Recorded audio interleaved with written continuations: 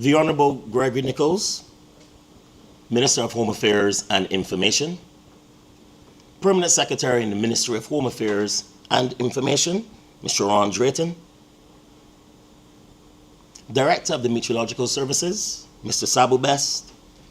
Director of the Department of Emergency Management, Ms. Kerry Hines. Chief of Staff, Barbados Defense Force, Brigadier the Honorable Carlos Lovell.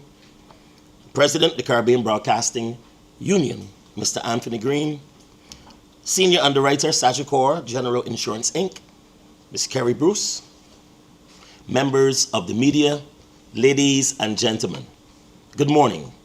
We welcome you to the press conference to launch the 2026 Atlantic hurricane season, right here at the Department of Emergency Management. And today being very significant, the first day of June 2026, as we know, is the official start of the hurricane season, which extends to November 30th. And this year, we as a nation are ready, and we encourage every Barbadian to play their part with regards to preparedness and mitigation measures to ensure that during this hurricane season, that even if we are impacted, that Barbadians would know how to respond and what to do.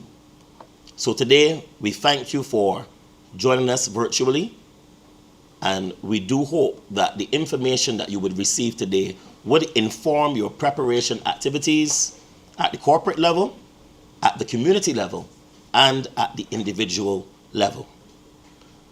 To bring welcome and opening remarks, I now invite my director, Ms. Kerry Hines, the Director of the Department of Emergency Management, to give welcome remarks.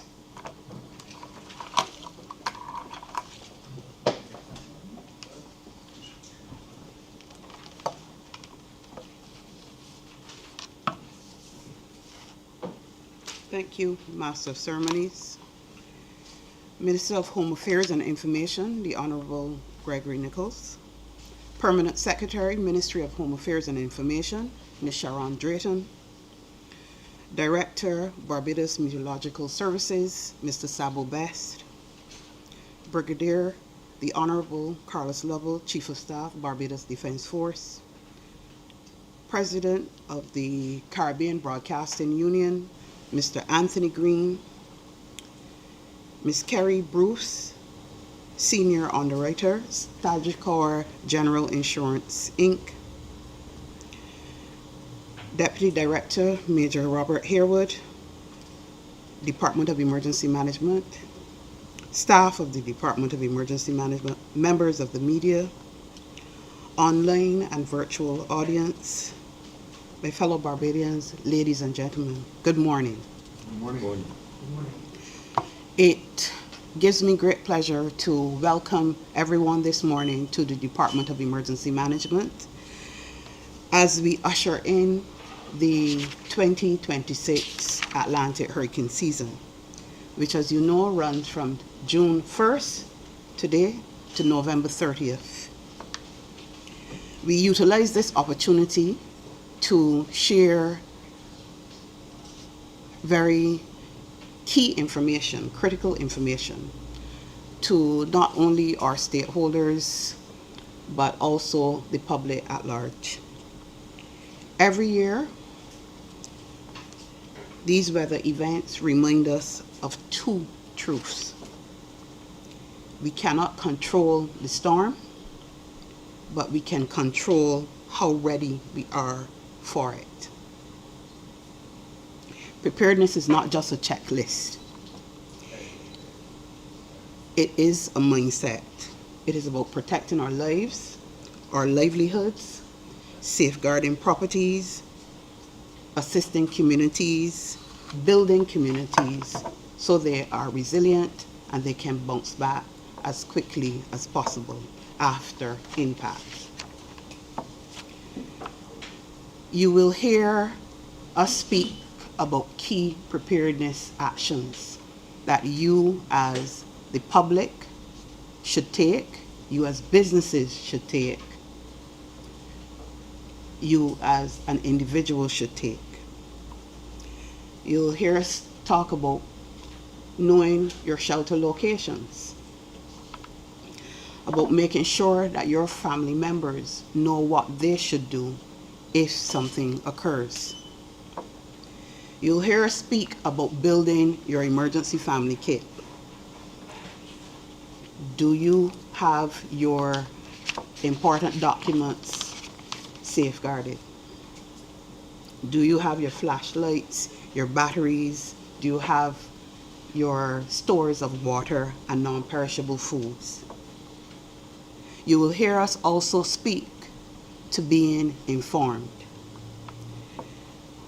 Ensure that you sign up for the various weather alerts, and you need to follow the trusted resources like the Barbados Met Services, our local media houses, and of course the Department of Emergency Management on our various social media channels, in the various print media, and what's not. You will hear us talk about addressing these misconceptions that people seem to have. Every single system is different. Every single one.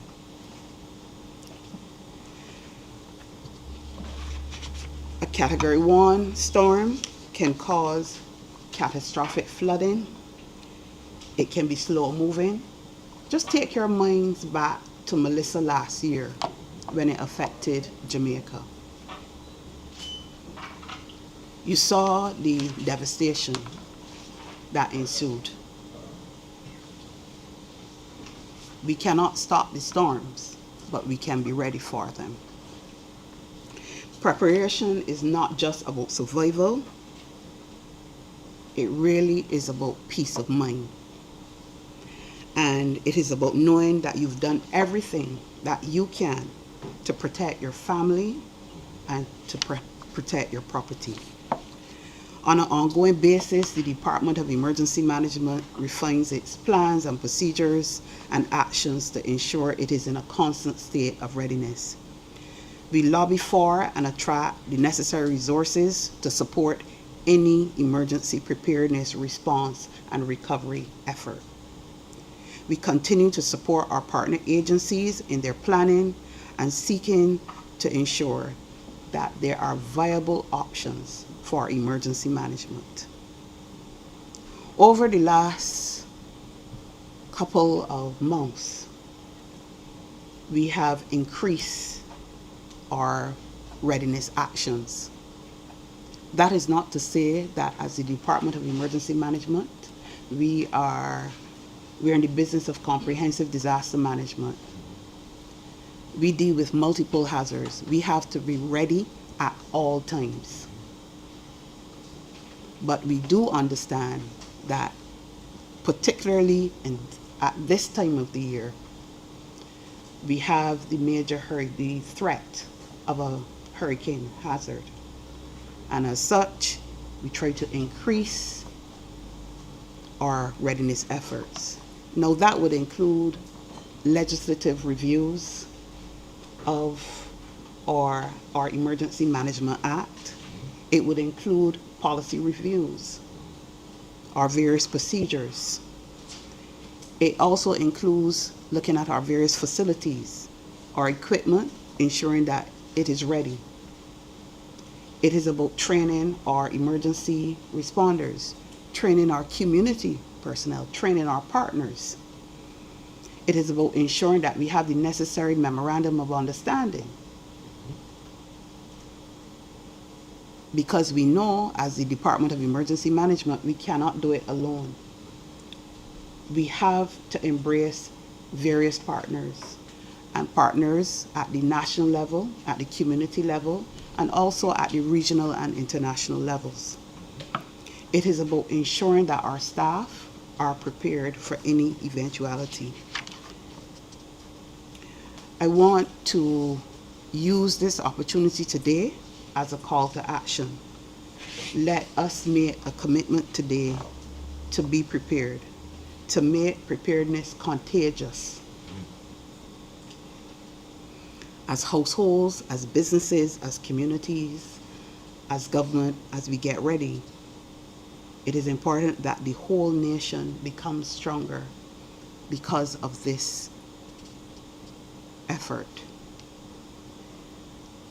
Again, I tell you, we can't stop the storms. We can't stop the various hazards from occurring. But together we can ensure that when they do, we stand ready, we stand unified. And I also want the public to utilize the resources available to them. There are many, including this hurricane preparedness checklist, which is available on our various websites and our social media channels. But there are so many resources abound, and it is important that you seek to leverage all the resources available to you. So again, I thank you and I welcome everyone to be a part of the preparedness and readiness efforts for the 2026 Atlantic hurricane season and beyond. Thank you.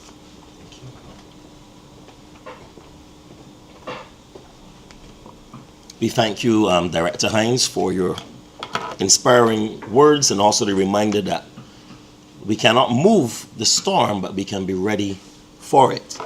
And speaking about storms and weather activity, there's a very important person who everyone looks forward to hearing from every hurricane season, because he has a way of breaking it down for all of us to understand.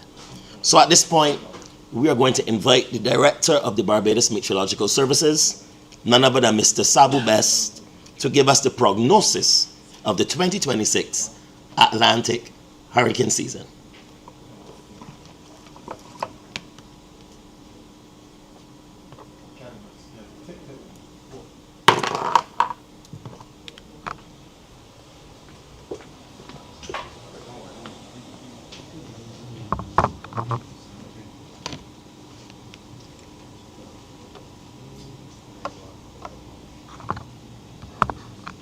Thanks, Simon. I really appreciate you setting up the mics for me. A little hard for me to move at this point in time. Good morning, everyone. Morning. It's an absolute pleasure to be here again. It's been a while since I've done one of these presentations, so I'm a bit nervous, I'm a bit rusty, so bear with me. So let's jump right in. So overview of what we're going to talk about today. We're going to look at the 2025 season recap. That's important if we're going to talk about the future this year, to understand where we were, how well we did, so we can gauge on how usefully information we give you 2026 could be. And then we look at 2026 hurricane season prognosis and the factors influencing the 2026 season. And just have a quick look at the names and the supplemental list and what that means.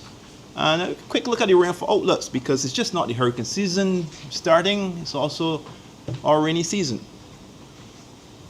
So, season recap. The season 2025, historically unique due to the high percentage of the major hurricanes, including Melissa, which was one of the strongest hurricanes on record. We had 13 named storms. 5 of those developed into hurricanes, and of those 5, 4 went on to major hurricanes. That's a really high ratio, guys. Very high. That's almost all of them. All 4 of them, of those major hurricanes, underwent rapid intensification. All 4. That's something to really know. So, in our neck of the woods, because I mean this press conference should be really focusing on our neck of the woods and not the entire Atlantic. Let's talk about our area of interest, where it affects Barbados. And so, for the past 2 years, you've been seeing a prediction from the Met Office for the Atlantic main development area, which is to our east. We've been doing this with some great deal of success. So 2025 forecast from the Met Office predicted a tropical storm range of 5 to 8 tropical storms, of which 2 to 5 can become hurricanes, and of which 0 to 2 become major. What actually happened in 2025, we had 5 tropical storms. Only 1 went on to become a hurricane, and that same one was a major hurricane any day. And so we were a bit in the lower end of things in 2025, but it was still very close to our forecast range. The table you see to the bottom right speaks about the climatology and the forecast and what was observed from the entire Atlantic. And you can see how that actually matches to the numbers that we saw in 2025, where climatology is around 14 storms to the entire Atlantic, 7 of which become hurricanes, and 3 of those 7 become major hurricanes. And you can see how that matches up to the forecast last year and what actually was observed, which was actually below par from even those forecasts as well. So, 2026 hurricane season forecast. I just mentioned the climatological average, and so you can see from a number of agencies which we also follow, from Colorado State, Tropical Storm Risk, University of Arizona, and even NOAA, which was just recently published a few days ago. Essentially, most agencies, except for one, are calling for an average to below average hurricane season. Now, when we make these predictions or show them to you, we always stress, guys, it is not if it is above average, average, or below average. It only takes one major hurricane. And that slide I showed you before from the 2025 season, where there was only one hurricane, and that one hurricane went on to be a major hurricane, like a track through the region and be devastating. It only takes one. It wasn't an active season, but it only takes one. That's the important thing. I really want you to know it. And so we talk to give you some kind of gauge as to what these predictions mean. How can you trust them? To what degree? So tropical storm forecast last 10 years, you can see from this bar chart here, or you like to call the city buildings, and then line above that like the waves of the ocean, if you like, but that's what actually happened.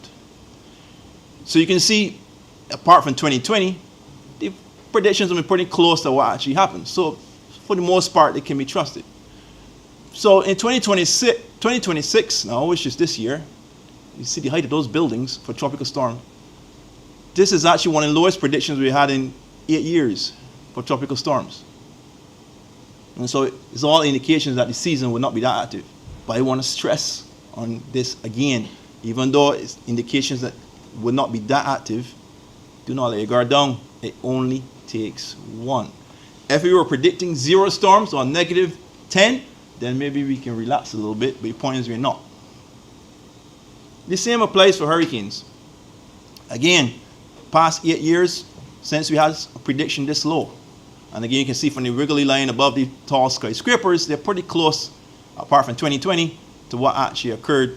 And 2025, which was a bit over forecasted, like to say, but 2025 was low on what was expected.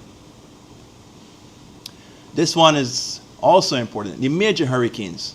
Look at the height of those buildings in 2026 for what's actually forecasted compared to previous years. Interesting. Really low.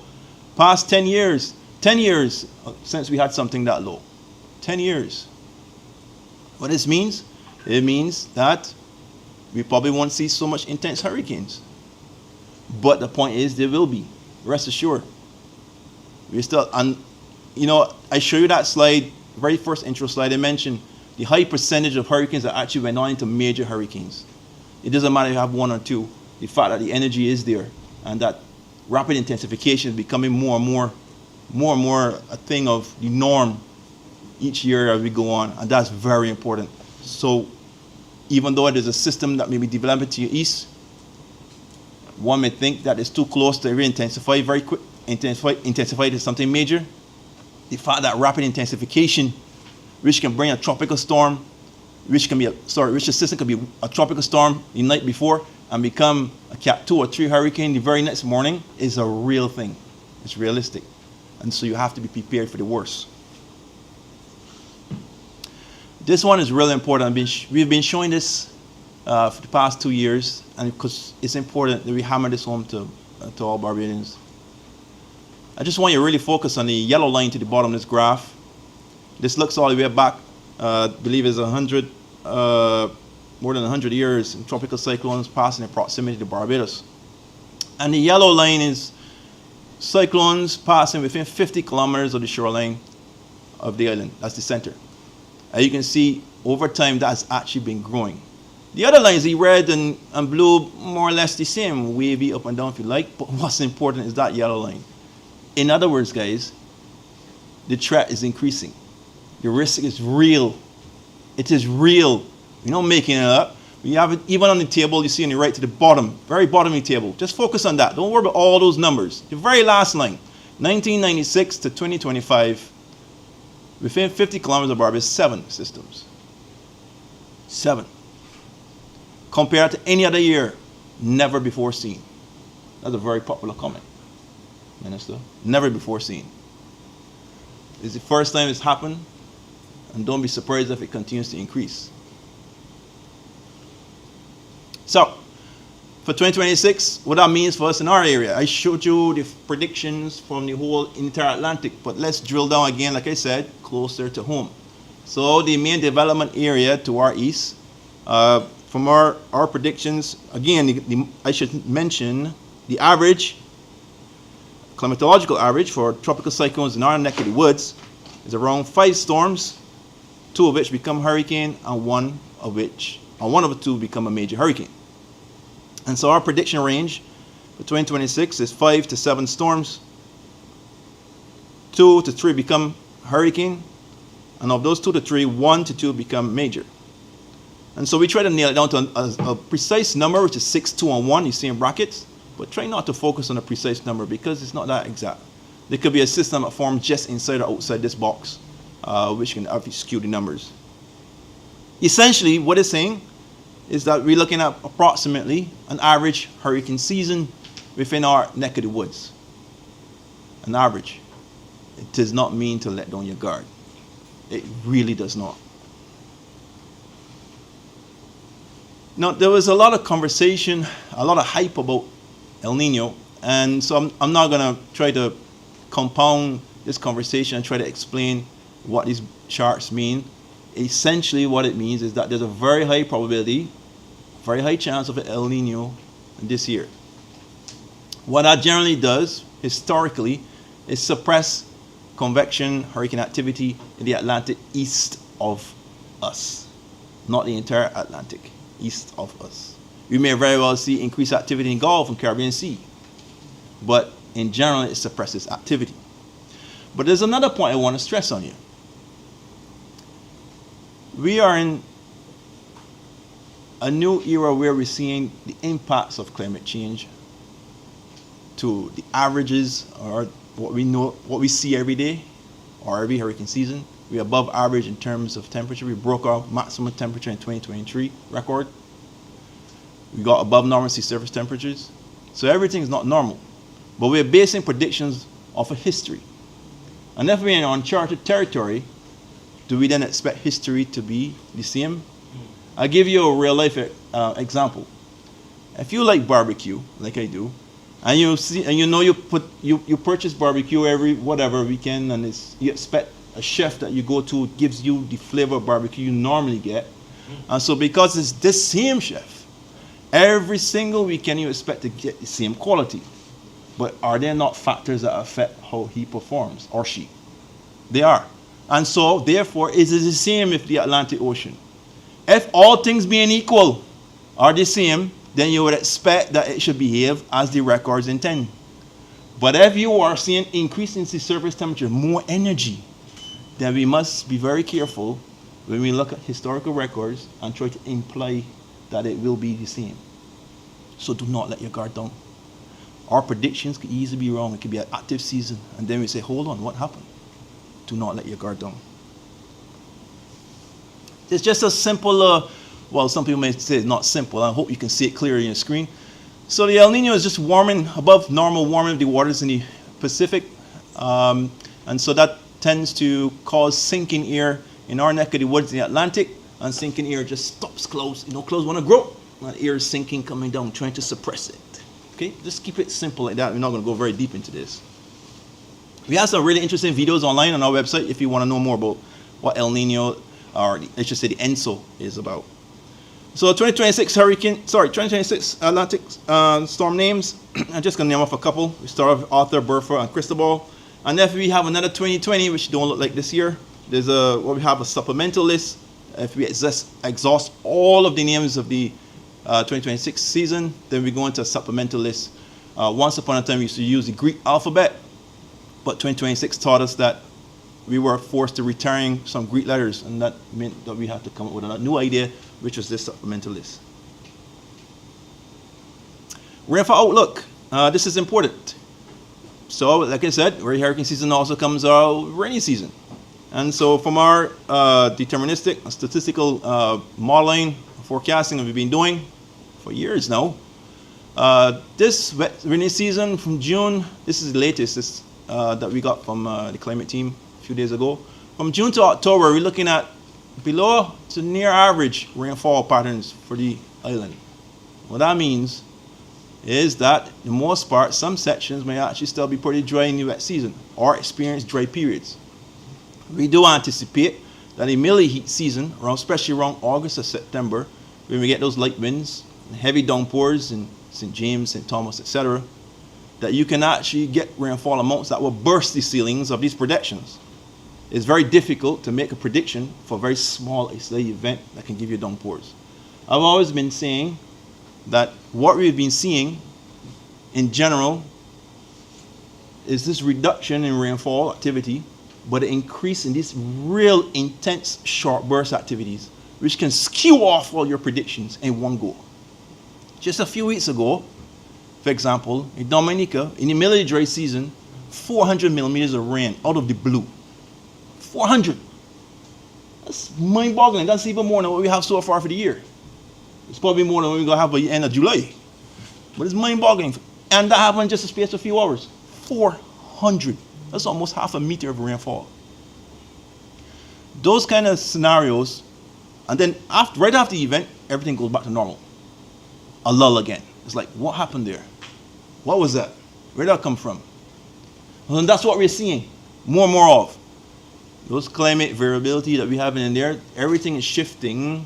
The average is shifting up, but you gain those peaks, extremes that are really knocking us for 6, and we have to be mindful of those.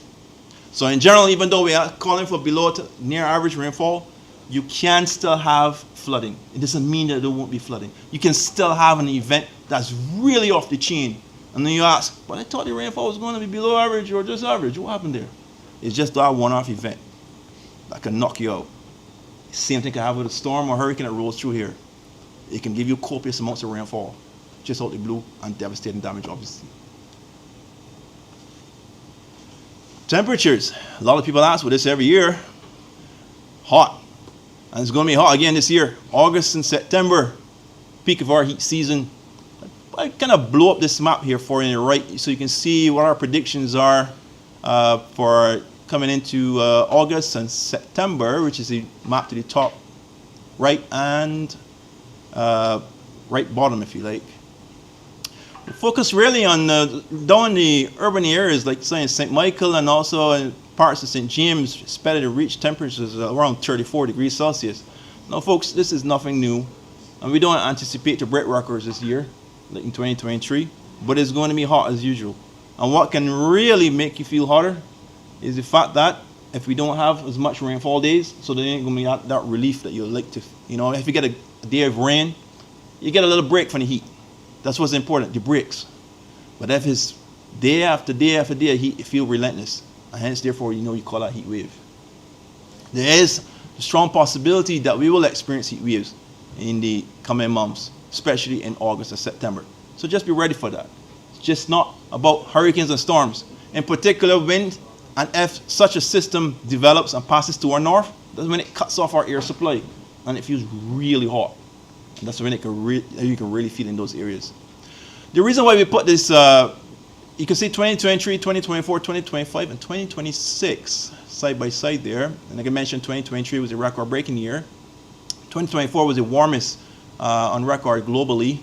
2026, you can see we start with June and July. You see those orange colors around the island, a little cooler than what you saw in previous years. So that's a good thing. That means that we're at least not starting off as warm as previous years. And that's why we're that's why we're confident that this year we shouldn't break our record. And let's hope that's true. Key takeaways: average hurricane season, average to below average rainfall, dry periods in the rainy season. We're really confident on that. El Nino to continue to support above normal temperatures during the heat season.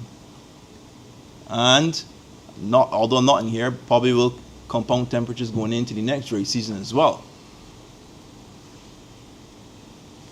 Let's just talk about our preparedness, which I won't go very heavy into, but in essence, that's pretty much it. I'd like to thank Chair and the opportunity to make this presentation, and I hope this information will be used to everyone who listened.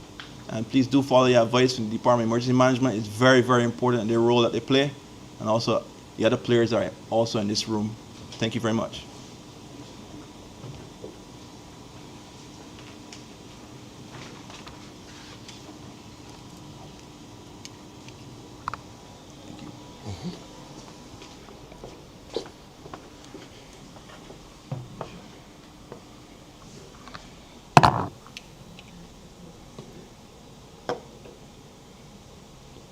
Thank you so much, Sabu, for your prognosis for the 2026 Atlantic hurricane season. And once again, the message has been reinforced that all it takes is one major event to cause significant damage in Barbados.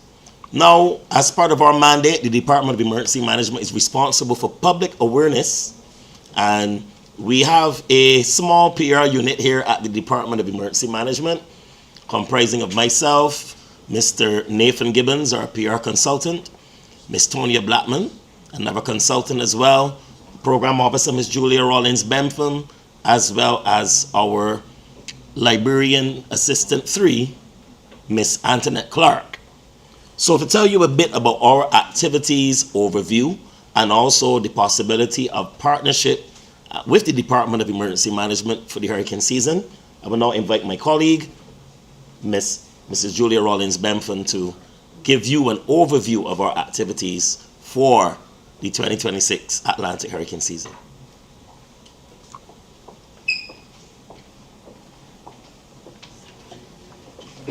Thank you. Good morning.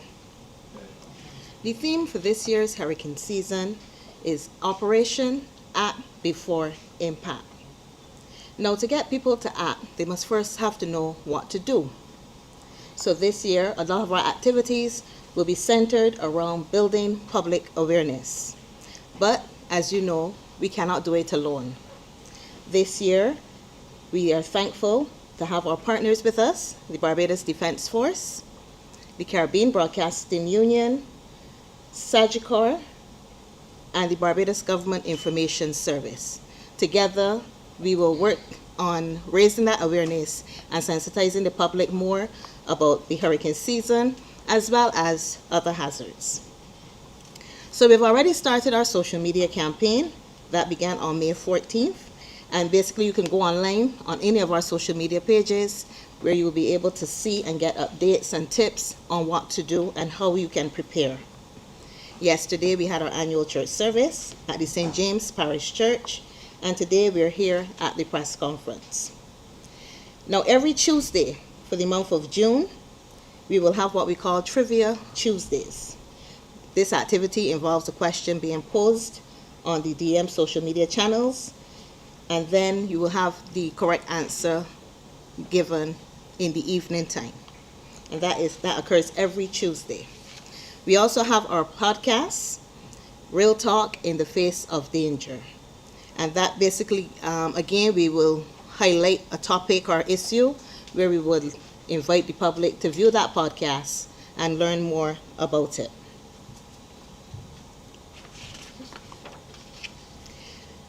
Coming up in July, we want to have the DEOs, our District Emergency Organization, our volunteer arm. They'll be having their annual conference, the second annual conference, coming up in July. And that seeks to ensure that members of the DEO can further develop and implement disaster risk reduction strategies within communities. We're also partnering with the Ashley Lashley Foundation, Safe Coast BIM. They have their event as well coming up in July. And basically, we at the department, we provide training and give support in that area, in the area of disaster management.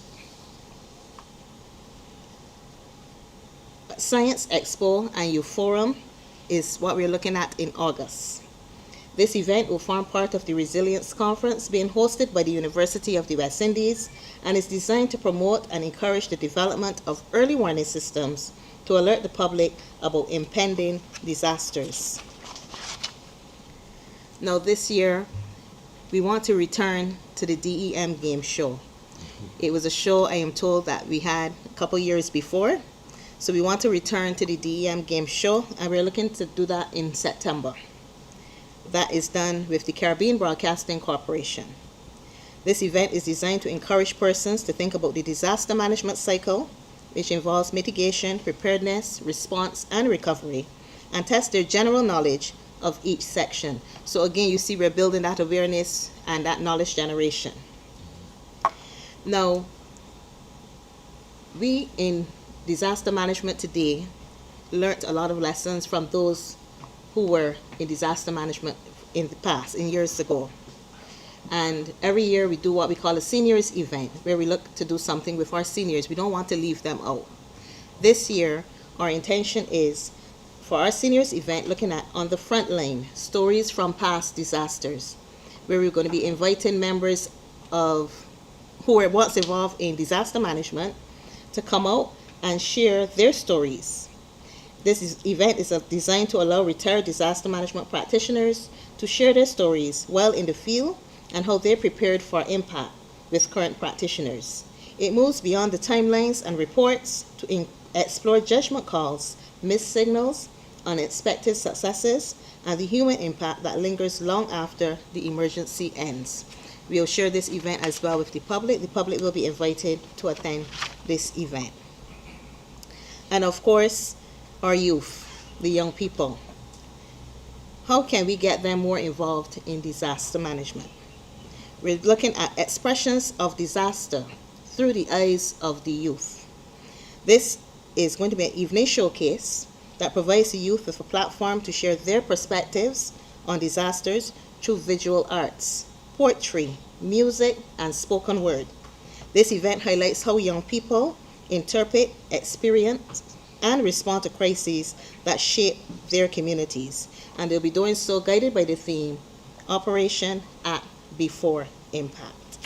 So again, these are just a few of our activities designed to raise awareness and knowledge among members of the public. Thank you. Thank you very much, Julia, for giving us just a bit of a synopsis of the activities that we have coming up.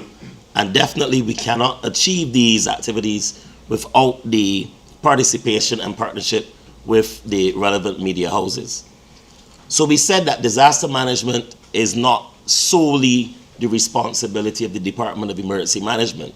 We have a number of stakeholders that work with us to assist us in achieving our goals. And the ultimate goal is the preparation of Barbados to manage any major hazard. So at this point, we want to invite our partners to give some brief remarks. And to start these remarks, we have none other than Brigadier the Honorable Carlos Lovell, Chief of Staff of the Barbados Defense Force.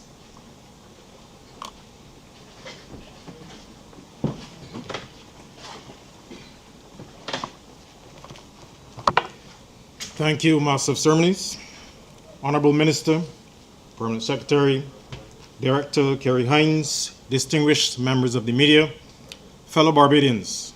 I bid you all a warm good morning. It is indeed a privilege to stand alongside the Department of Emergency Management and to speak on behalf of some of the key stakeholders in our National Emergency Management System as we mark the commencement of the 2026 Atlantic hurricane season. From the outset, as we assemble to reassure Barbadians and visitors alike that we are well poised, well prepared, and well equipped for the season, I wish to encourage all Barbadians to take ownership for their community readiness as we begin this hurricane season. This year's theme, Operation Act Before Impact, could not be more appropriate. The collective experience of the region has taught us that the theme is key to surviving a hurricane, saving lives, and getting back on our feet as quickly as possible. It reminds us that preparedness is not something that we do when a storm is approaching. It is something that we do long before the storm clouds gather on the horizon. It is decisions that we make today that determine how well we withstand the challenges of tomorrow. This morning is therefore more than a ceremonial launch. It is reassurance, and it is a national call to action for every Barbadian. Because, as it is well known that in this region, it is not a matter of if we are impacted, it is a matter of when. Today is a moment for all of us to acknowledge that the threat is real, that responsibility is shared, and that the time to act is now. Before any system forms, before any warning is issued, and before any community is placed at risk. As a Somaliland developing state, let us learn the lessons of past disasters and understand that hurricanes are not distant possibilities. They are recurring realities. These hurricanes do not recognize borders, social status, or economic circumstance. They affect entire communities and countries. Communities who need to be prepared for what may come across the Atlantic. What history has repeatedly shown us is that the quality of our preparation is more important than the size of our response. That determines how quickly we recover. In the force, we have learned that time spent in preparation is never wasted. We know that proper planning and preparation prevent poor performance. The same is true, however, for every household, every community, and every organization across Barbados. The best time to prepare for a hurricane is not when the warning is issued, it is today. As you may be aware, the Barbados Defense Force has an important national role in supporting the National Emergency Management System, the Department of Emergency Management, and every single Barbadian in the aftermath of a severe weather system. This is a role that we take extremely seriously, and I am pleased to report that the Barbados Defense Force is ready.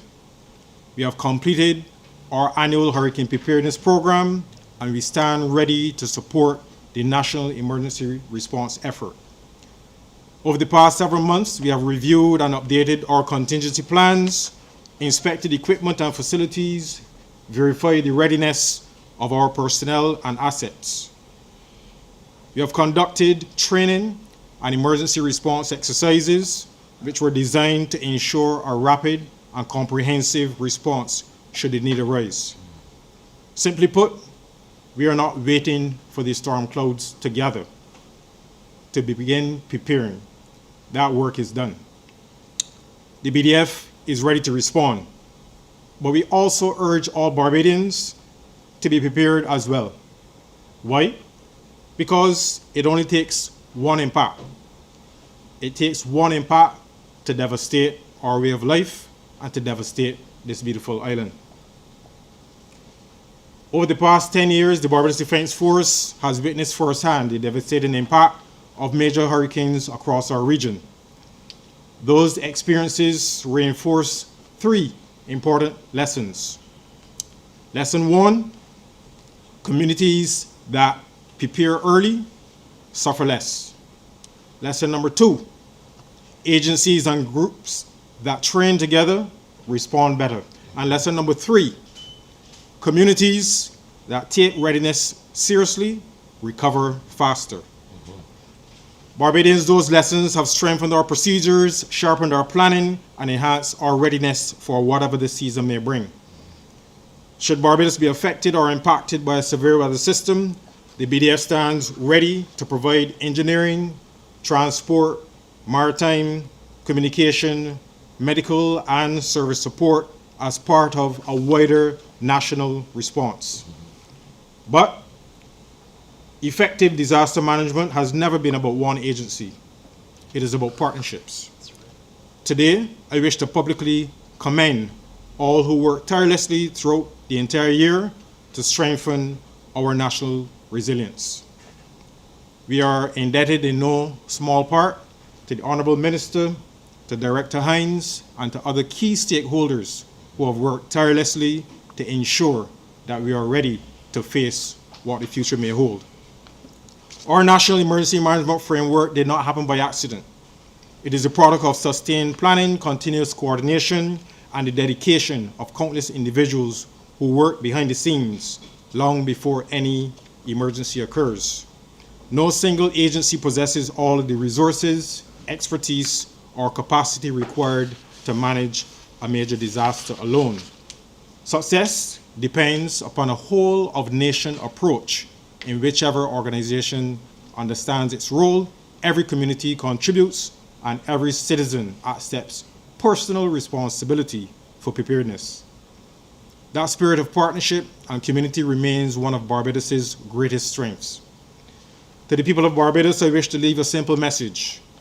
The best preparation begins at home and in our communities. Government agencies will continue to plan, train, and stand ready to respond. However, the resilience of our nation ultimately depends upon the preparedness of our families, our neighborhoods, and our communities. I had the opportunity to visit Jamaica in the aftermath of Hurricane Melissa, and the devastation there was heartbreaking.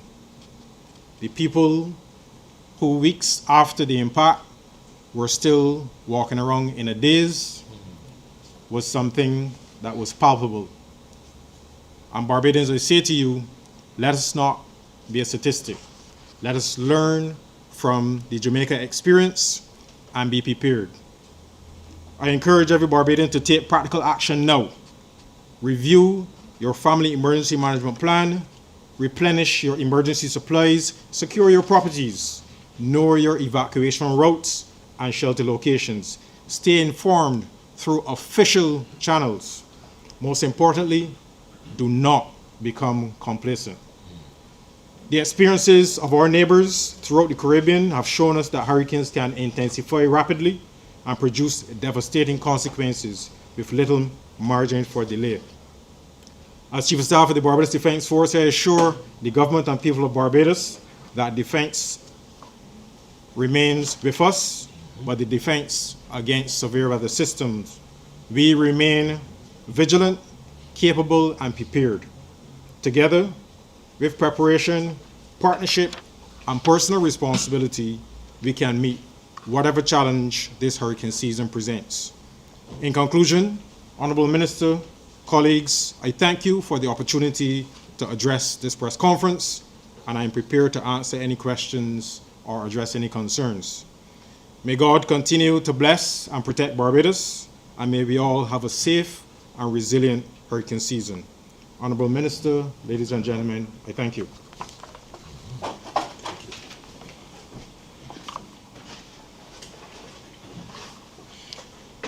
We want to thank Brigadier Lovell for his very inspiring words.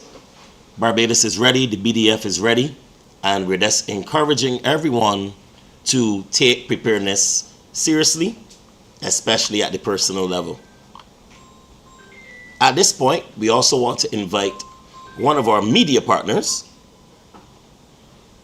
represented here, the Caribbean Broadcasting Union. We're going to invite the president of the CBU, none other than Mr. Anthony Green, to give his brief remarks.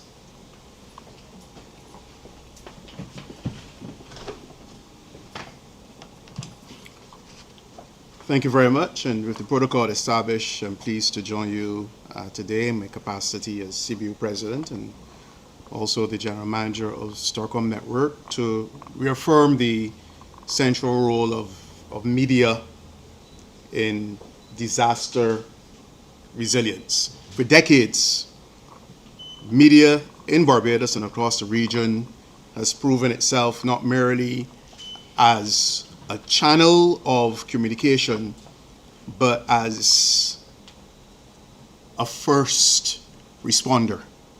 And I like to remind us of the well-documented fact that Radiofusion, Barbados Radiofusion it was called back then, that the manager of radio received a call that Hurricane Janet was approaching.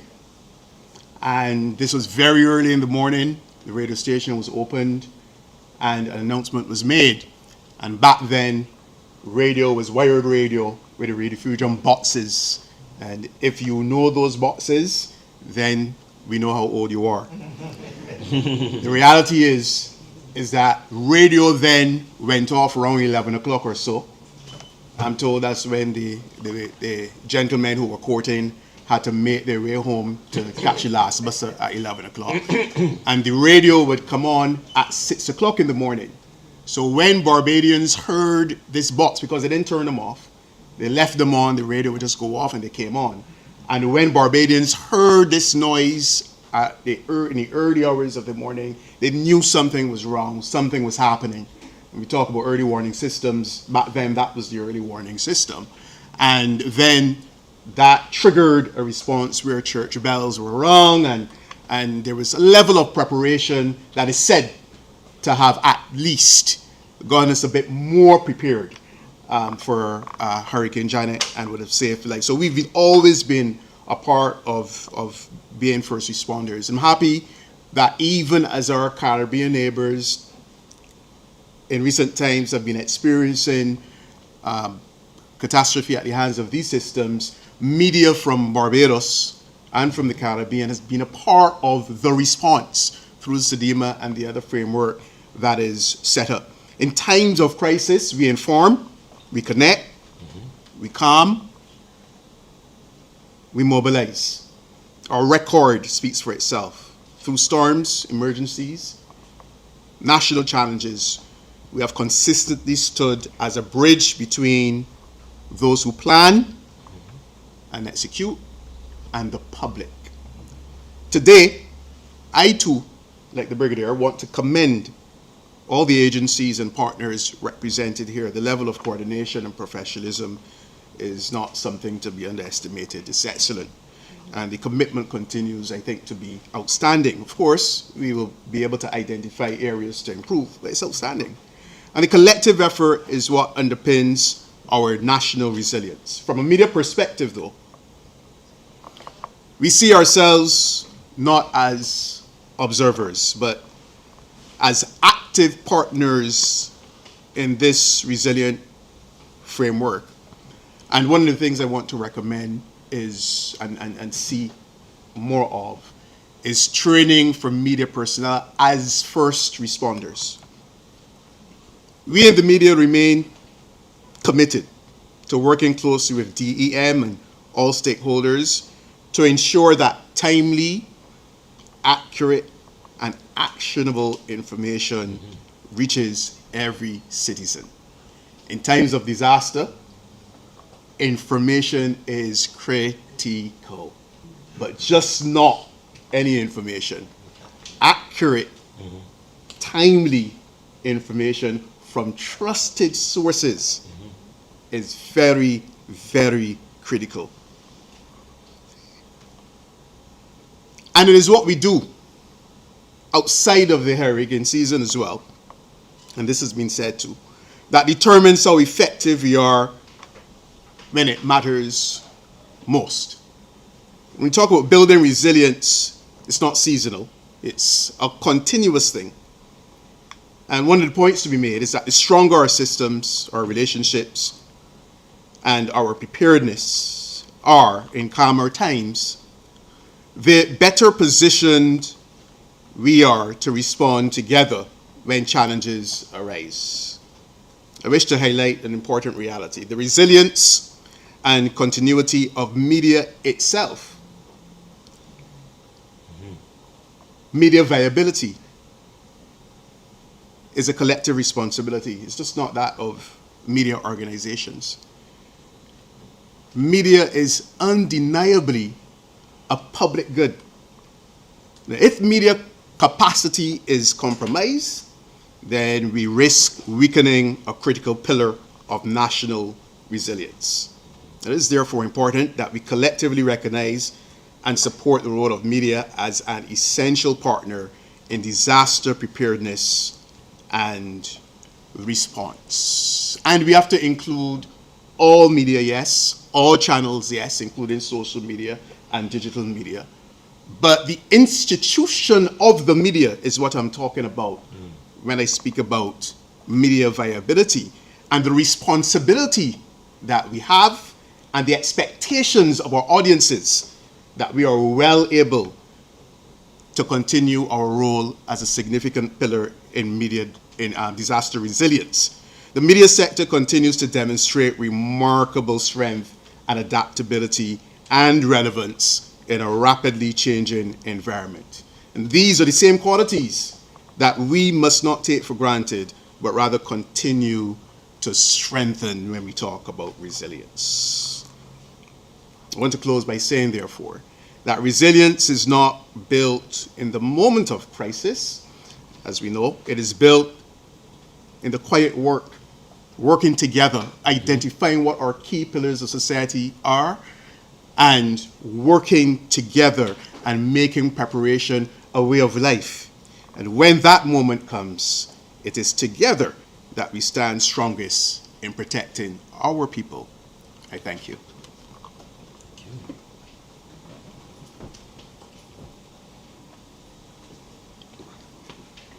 We would like to thank Mr. Anthony Green, President of the Caribbean Broadcasting Union, as well as the General Manager of Starcom Network.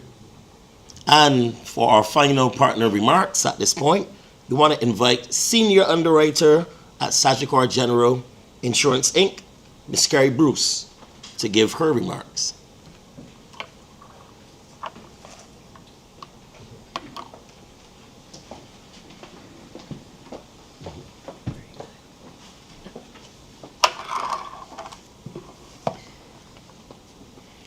Protocol having been established, good morning, everyone.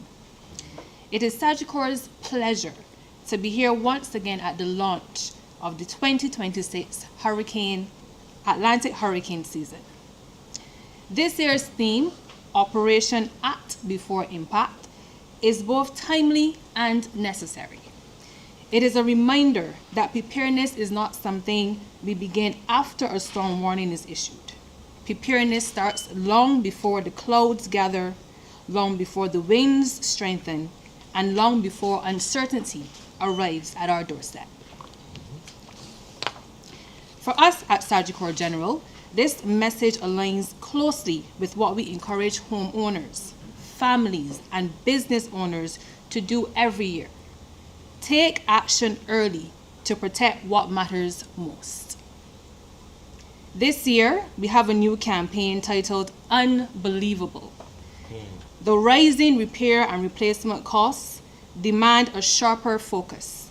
Many homeowners remain not insured or underinsured, leaving them vulnerable when the unbelievable happens. As such, this campaign is designed to spotlight the gaps by highlighting the escalating risks of storms and hurricanes alongside the dangers of underinsurance. Barbados, much like the wider Caribbean, is no stranger to the power and unpredictability of hurricanes. We have seen firsthand how quickly lives can be disrupted, homes damaged, and cherished possessions lost.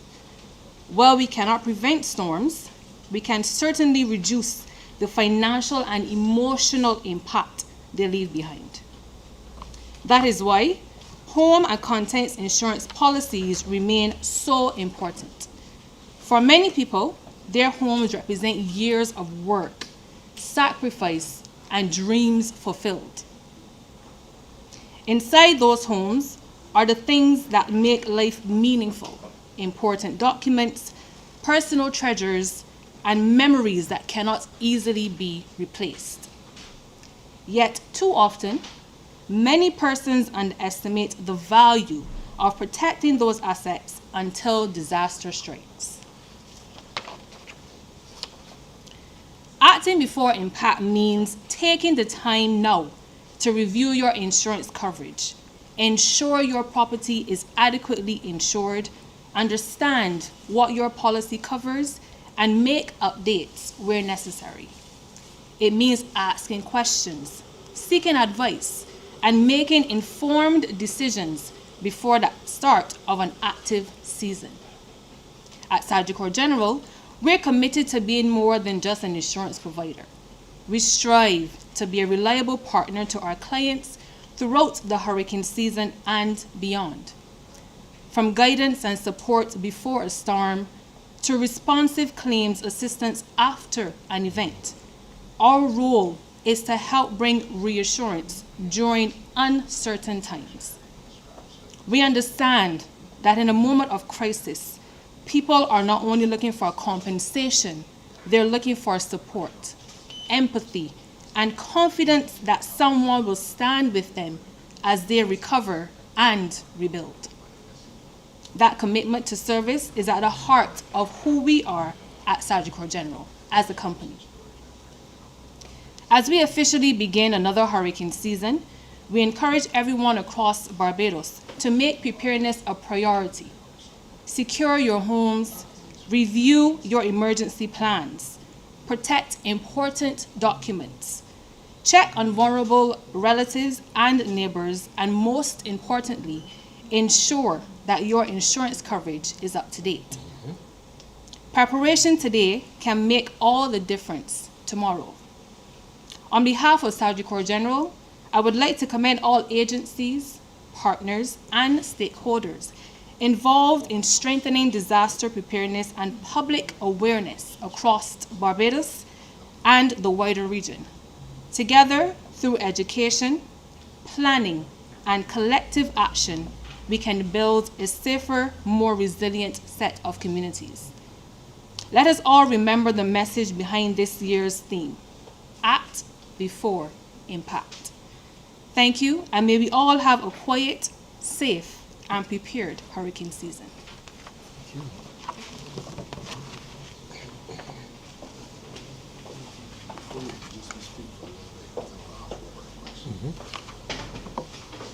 We would like to thank Ms. Carrie Bruce, Senior Underwriter at Sagicor General Insurance, Inc., for her remarks, and of course the commitment of Sagicor with regards to ensuring that persons insure their property.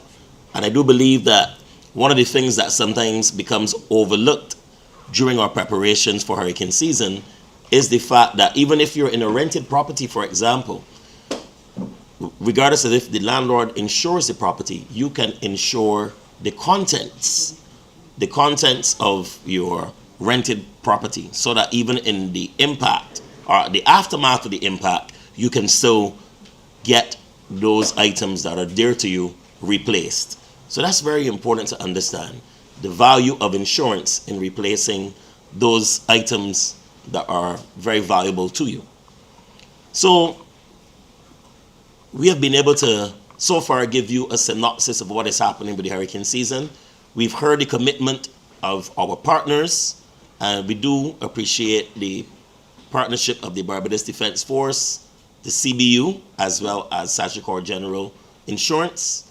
But we also understand that disaster management has a very strong policy foundation as well as legislation.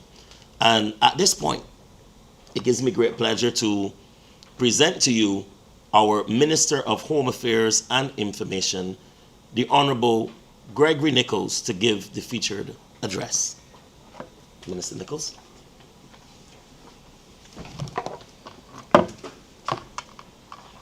Thank you, Simon. Let me say again, good morning to all of you. Let me acknowledge my Permanent Secretary, Ms. Sharon Drayton, who is joining the ministry today for the first time. So let's give her a warm welcome. And let me take the opportunity to thank Ms. Wendy Odell, who was the Permanent Secretary when I first came to the ministry. She's now gone to the Ministry of Public and Private Investment.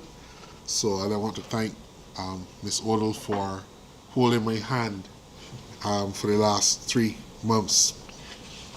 Let me also acknowledge another significant lady in the ministry, Ms. Carrie Hines, the Director of Emergency Management, who has been a solid rock of support from me, I also want to acknowledge Mr.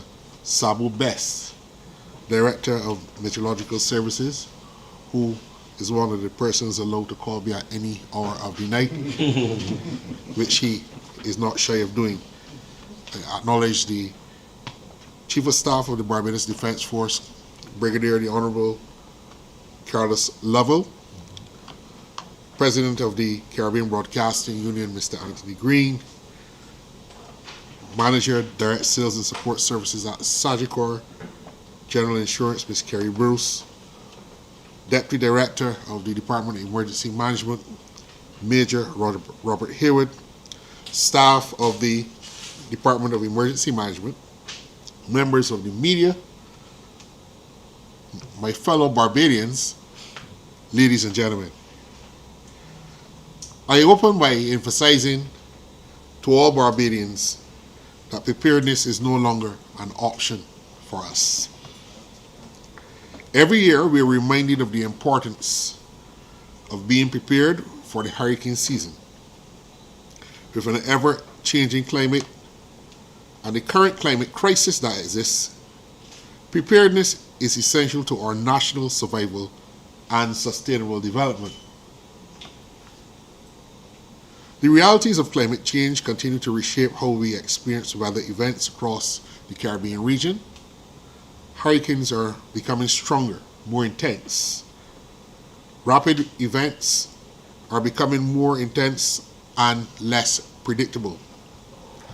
Coastal erosion, flooding, drought conditions, rising sea levels are all increasingly affecting our economies, infrastructure, agriculture, tourism, and public health systems. For countries like Barbados, climate change is not a future concern. It is a present and growing challenge. This year, we are faced with the El Nino weather phenomenon and its potential influence on global and regional weather systems. As you heard from the Barbados Meteorological Service, El Nino occurs when ocean temperatures in parts of the Pacific Ocean become warmer than usual,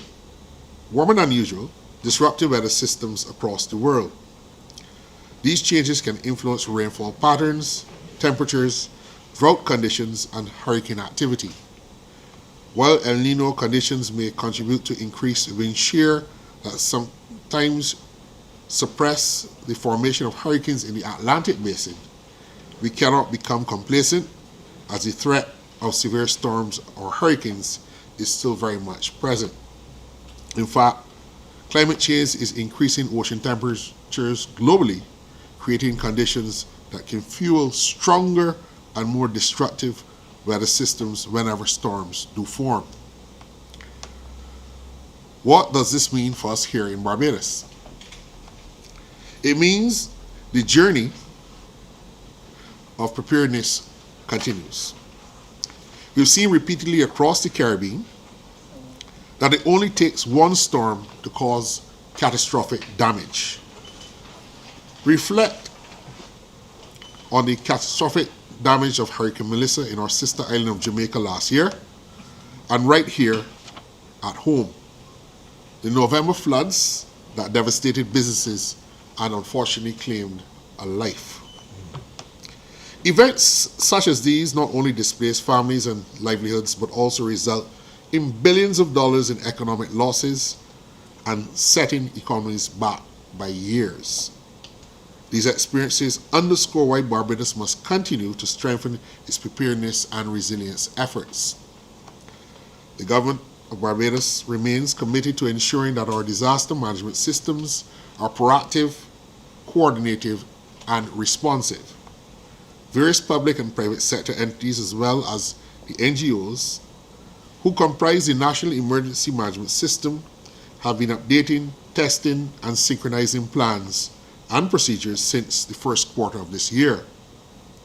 Over the past 2 weeks, Prime Minister Mia Motley has chaired the National Disaster Risk Management Hurricane Readiness meetings, ensuring effective national level coordination.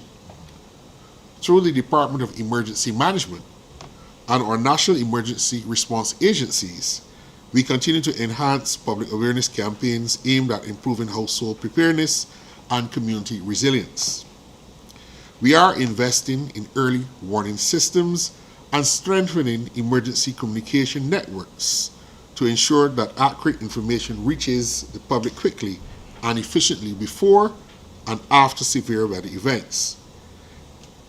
Infrastructure resilience also remains a national priority.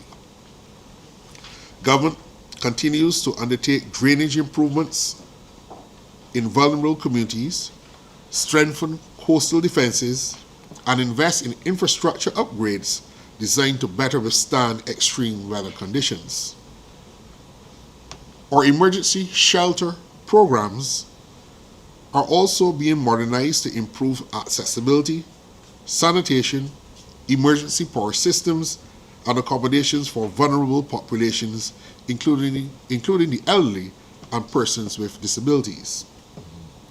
At the operational level, the Barbados Defense Force, the Barbados Police Service, the Barbados Fire Service, and other emergency response teams continue intensive training and preparedness exercises, and, more importantly, interagency cooperation drills to maintain the high level of readiness throughout the season. Now I turn my attention to you, the people of Barbados.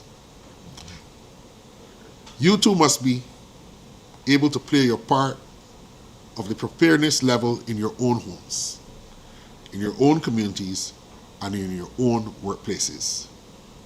Every Bajan has a role to play in ensuring that we are ready for any eventuality.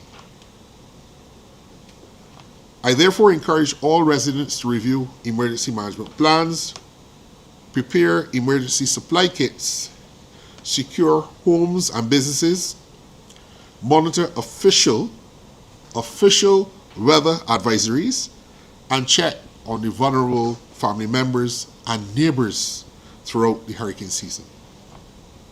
As Minister of Home Affairs and Information, I assure the people of Barbados that the government will continue to work diligently to strengthen our resilience in the face of climate change and increasingly unpredictable weather patterns. We will continue collaborating with regional and international partners, investing in preparedness infrastructure, and building stronger systems capable of protecting lives and livelihoods. The hurricane season is a reminder not only of the challenges we face, but also of the resilience, determination, and unity that define the Caribbean people. Together, through preparation, cooperation, and vigilance, Barbados can continue to face these challenges with confidence and resolve. I leave you with this reminder: preparedness saves lives. Before I depart from the podium, there's a number of things I want to share with you. The Department of Emergency Management has its website, deminfo@barbados.gov.bb. It can be reached on all the social media platforms: Facebook, X, YouTube, Instagram.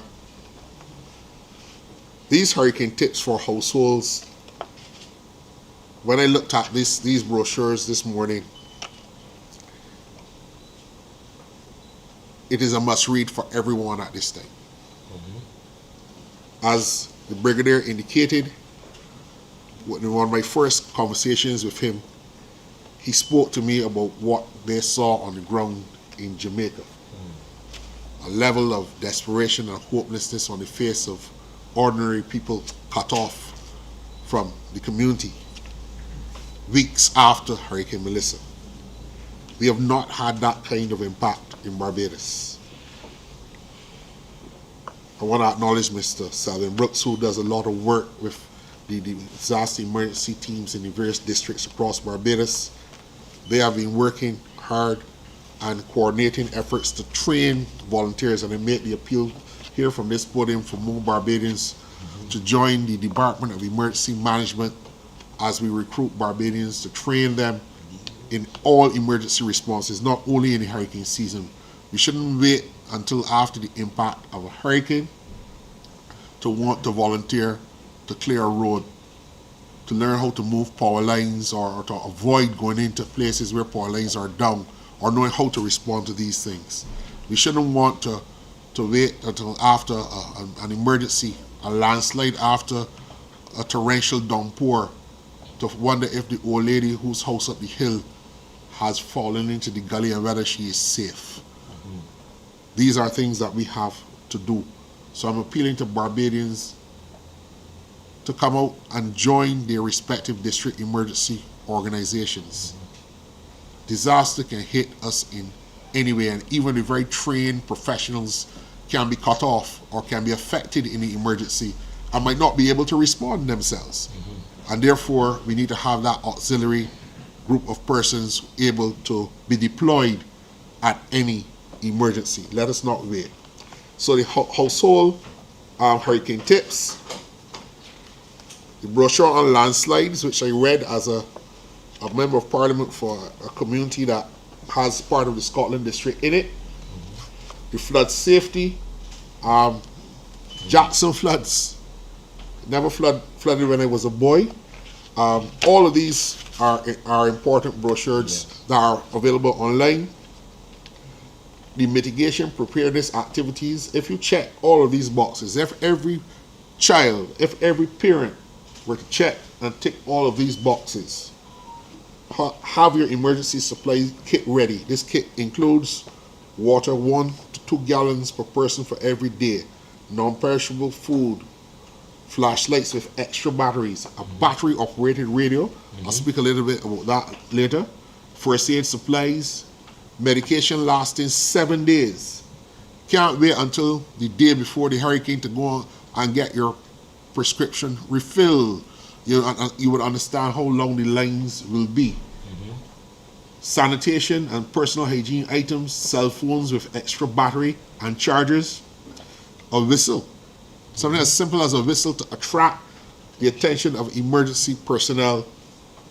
Put it over your neck, and a manual can opener, so that you'll be able, for those of you like me who rely on plugging in the can opener to open something, you might not have electricity for the first couple of days, and you might be staring at a tin of food that you cannot access. Something as simple as that. True. But all of these brochures carry important information that the Department of Emergency Management has produced.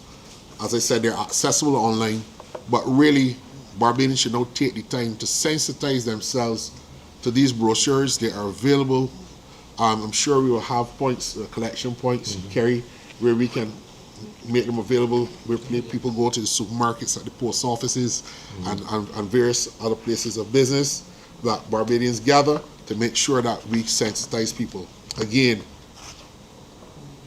we cannot be too ever be over prepared. I want to indicate that the Barbados Meteorological Service, thank you, Sabu, for your report. They have their app. I want Barbadians to download the Barbados BMS Insight, which is the Met Office's app. We can follow the reports. We can know the various stages of disaster warnings, or I should say notices, because the warning is the last stage of the notice that you would give. Coming up with the lingo, Simon. All right, you sound good. Yeah, and you go to the app, download it, and make sure that you follow it. It should be one of the most used apps that you follow from June to November. But outside of the Atlantic hurricane season period, if there is an earthquake, we experienced an earthquake 6.0 on the Richter scale on Saturday, 90 kilometers to the south of Barbados. How many people would know where to go for information?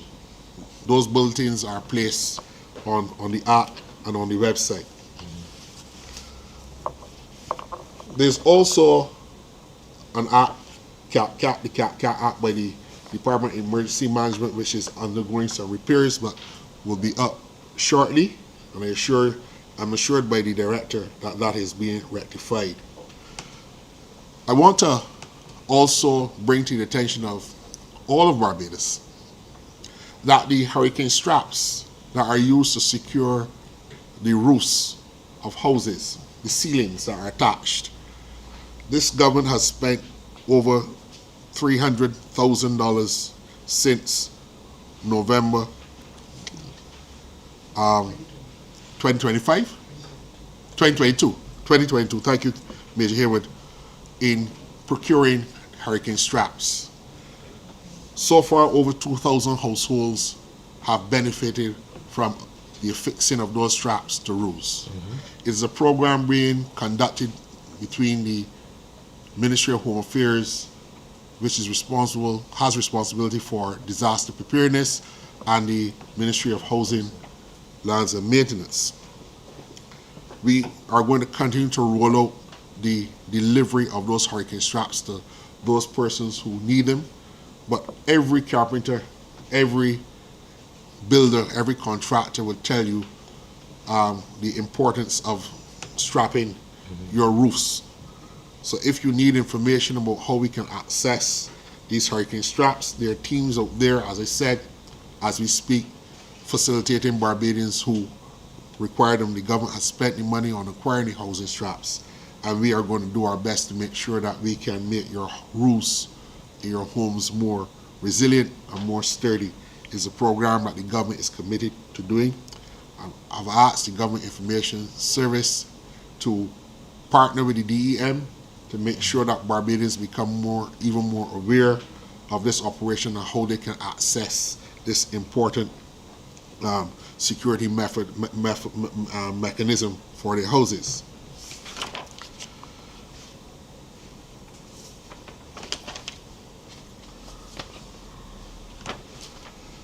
I want to speak a little bit about AM radio. We have one AM radio station in Barbados, I believe, which is the Caribbean Broadcasting Corporation. That remains an important part of our communication efforts during any emergency. When the power is out, when the cell service is down, AM radio becomes a critical lifeline, not only to members of the community, but even to the emergency responders. The long wave lens signals from the AM radio travel, bend over the horizon, they even penetrate physical objects. They don't rely on cell towers or the internet. I've asked the managing director of Starcom Network about an initiative which I hope that we can partner with CBC and to make sure that we have an AM service available to all Barbadians. My children don't know what a transistor radio is. But during an emergency when the internet is down and the cell phone towers are not looping signals that you can access information, people in districts across this island must be able to receive information, be able to communicate that there are difficulties that need to be overcome, people in distress. And that is how we are going to have to communicate. So we're going to have to go back to having wider access to AM communication, because it is a reliable tool, and every hurricane or disaster emergency zone that I have looked at since becoming minister, and in terms of the recovery operations, the first responders and the communities have been using AM communication. We had, well, I'm not going to announce it before we get into the details, but we're looking at making sure that we can roll out something that brings back a little nostalgia to Barbados. I'm teasing you at this stage, but it is something that used to be in all of our homes when we were children growing up. Some homes still have it, but it doesn't work.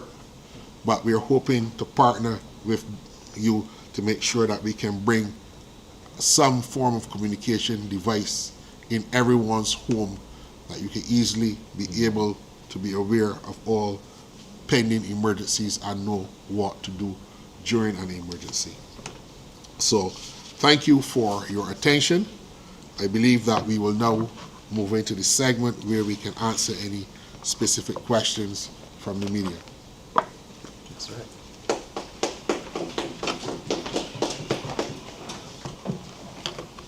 I must thank our Minister of Home Affairs and Information. And I really got to thank my director as well. She clearly is keeping him immersed in disaster management and risk reduction. So they say that when the student is ready, the teacher appears.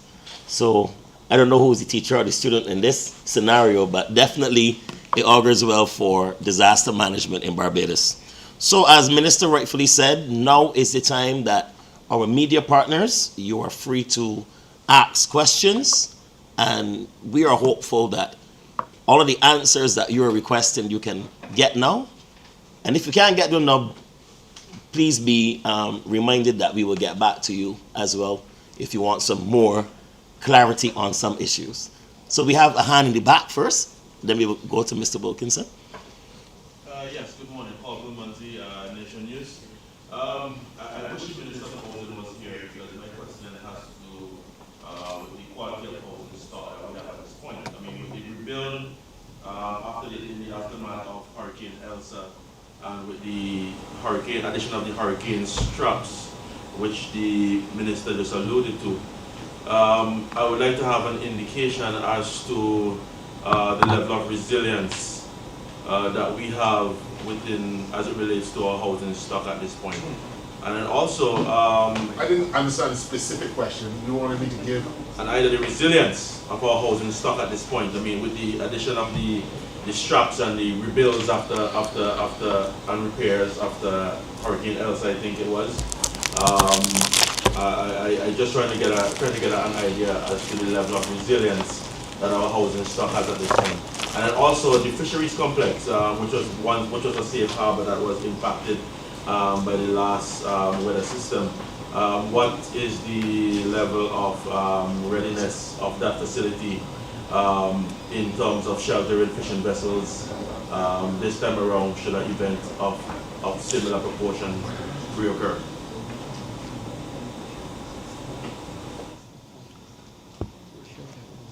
Cover, thanks for the question. I can't speak to the specifics in relation to the resilience of housing in Barbados generally, because that is something that the Minister and the Ministry will have to address. That is not something that I am aware of in terms of specific details.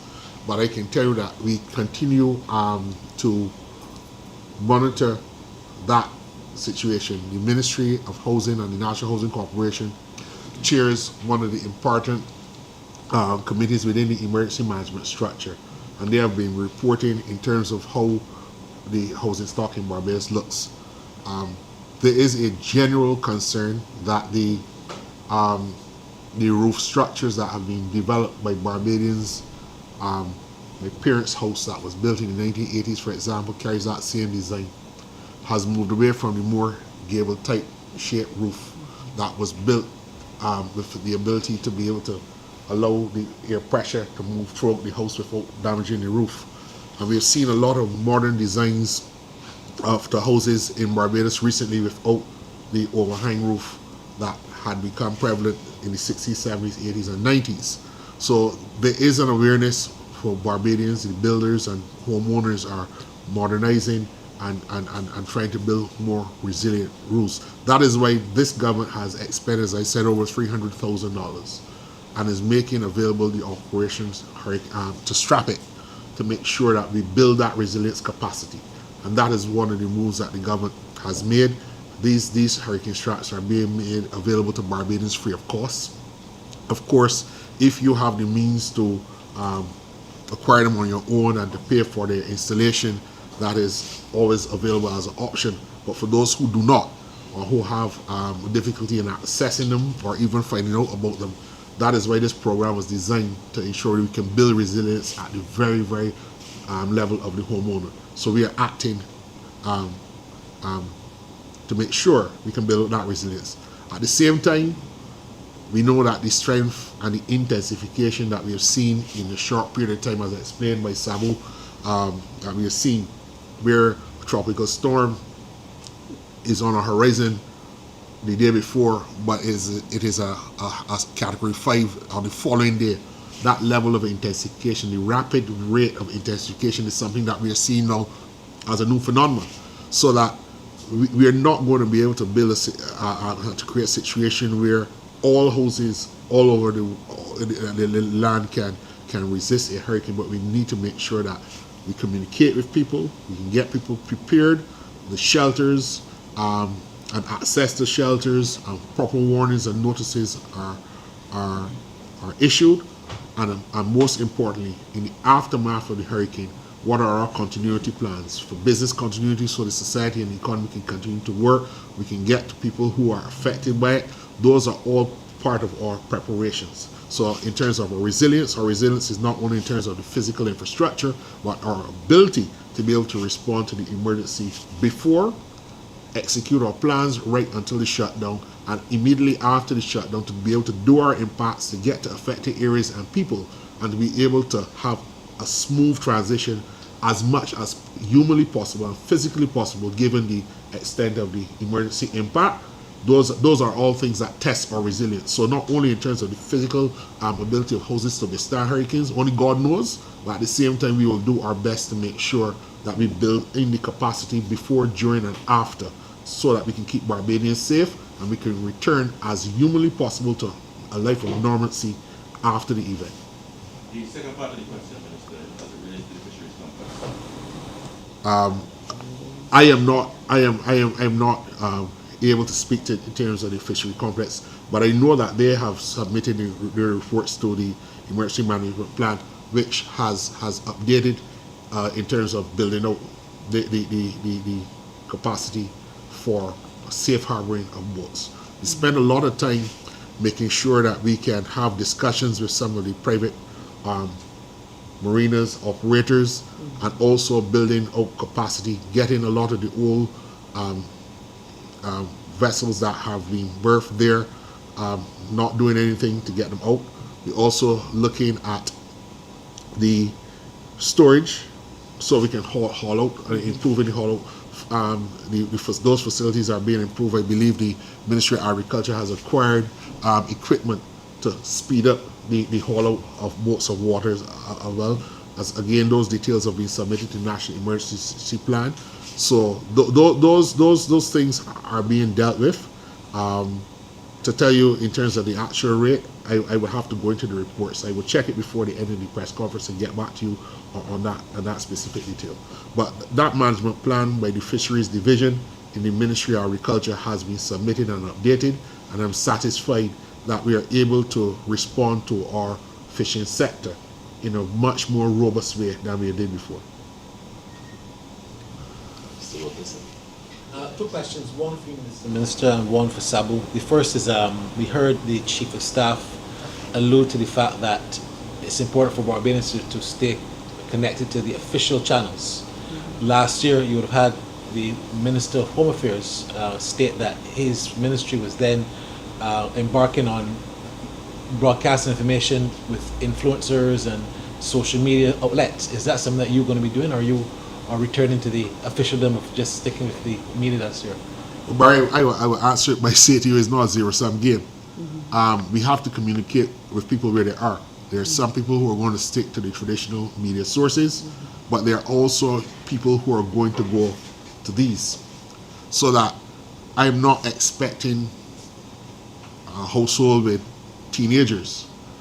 They may have a grandparent and a parent who is an emergency responder that's out but is only with a grandparent, expecting that they can listen to VOB when there is access to the internet. But as I indicated to you, we need to be able to build out the AM capacity so that when all else fails, when the cell service and the internet is down, we can reach people.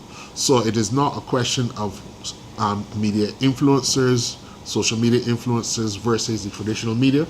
We're going to have to use a combination of all of it. We are in a converged media environment. We're no longer in a broadcast media environment alone. We're narrowcasting and internet.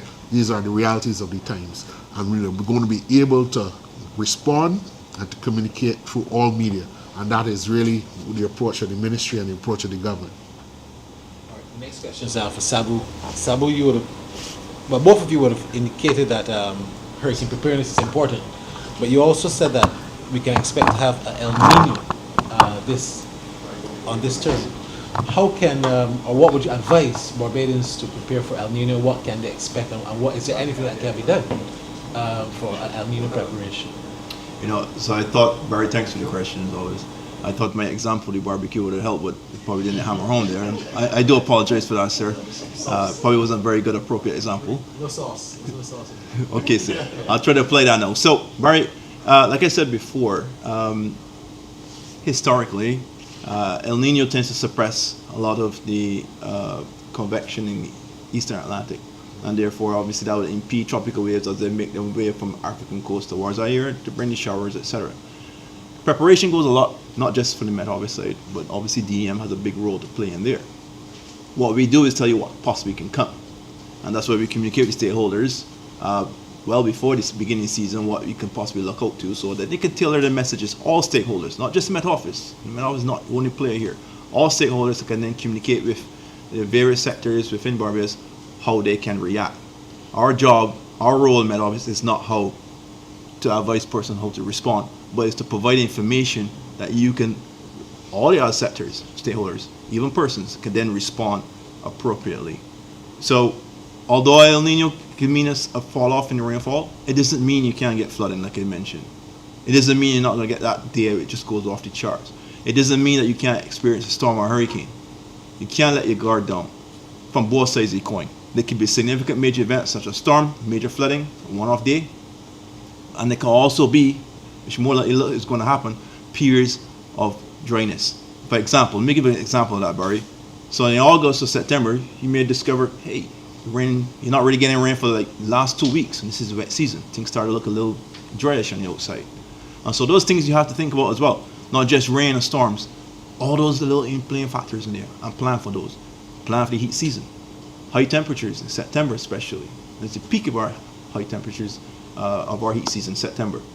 Plan for that in terms of how you're going to keep cool, and I can imagine in an economical way too as well. And I have one question for Kerry.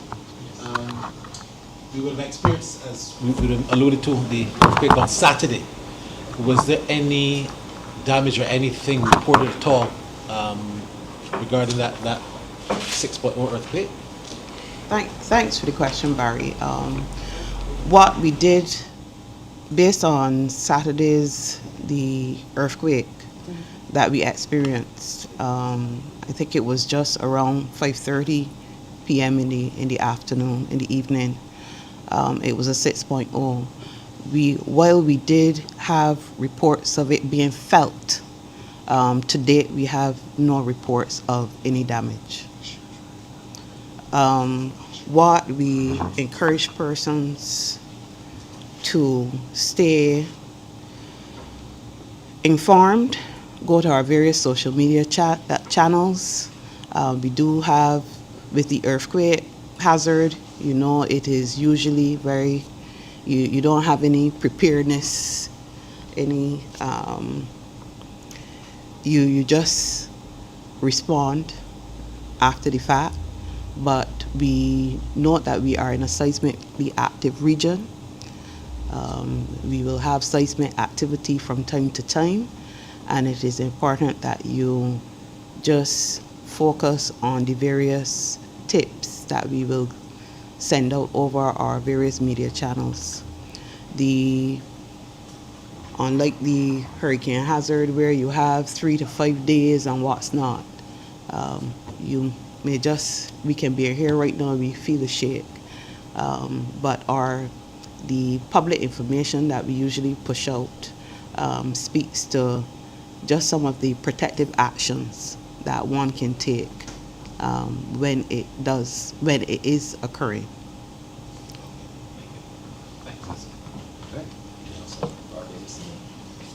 Lillian Graham, Barbados City.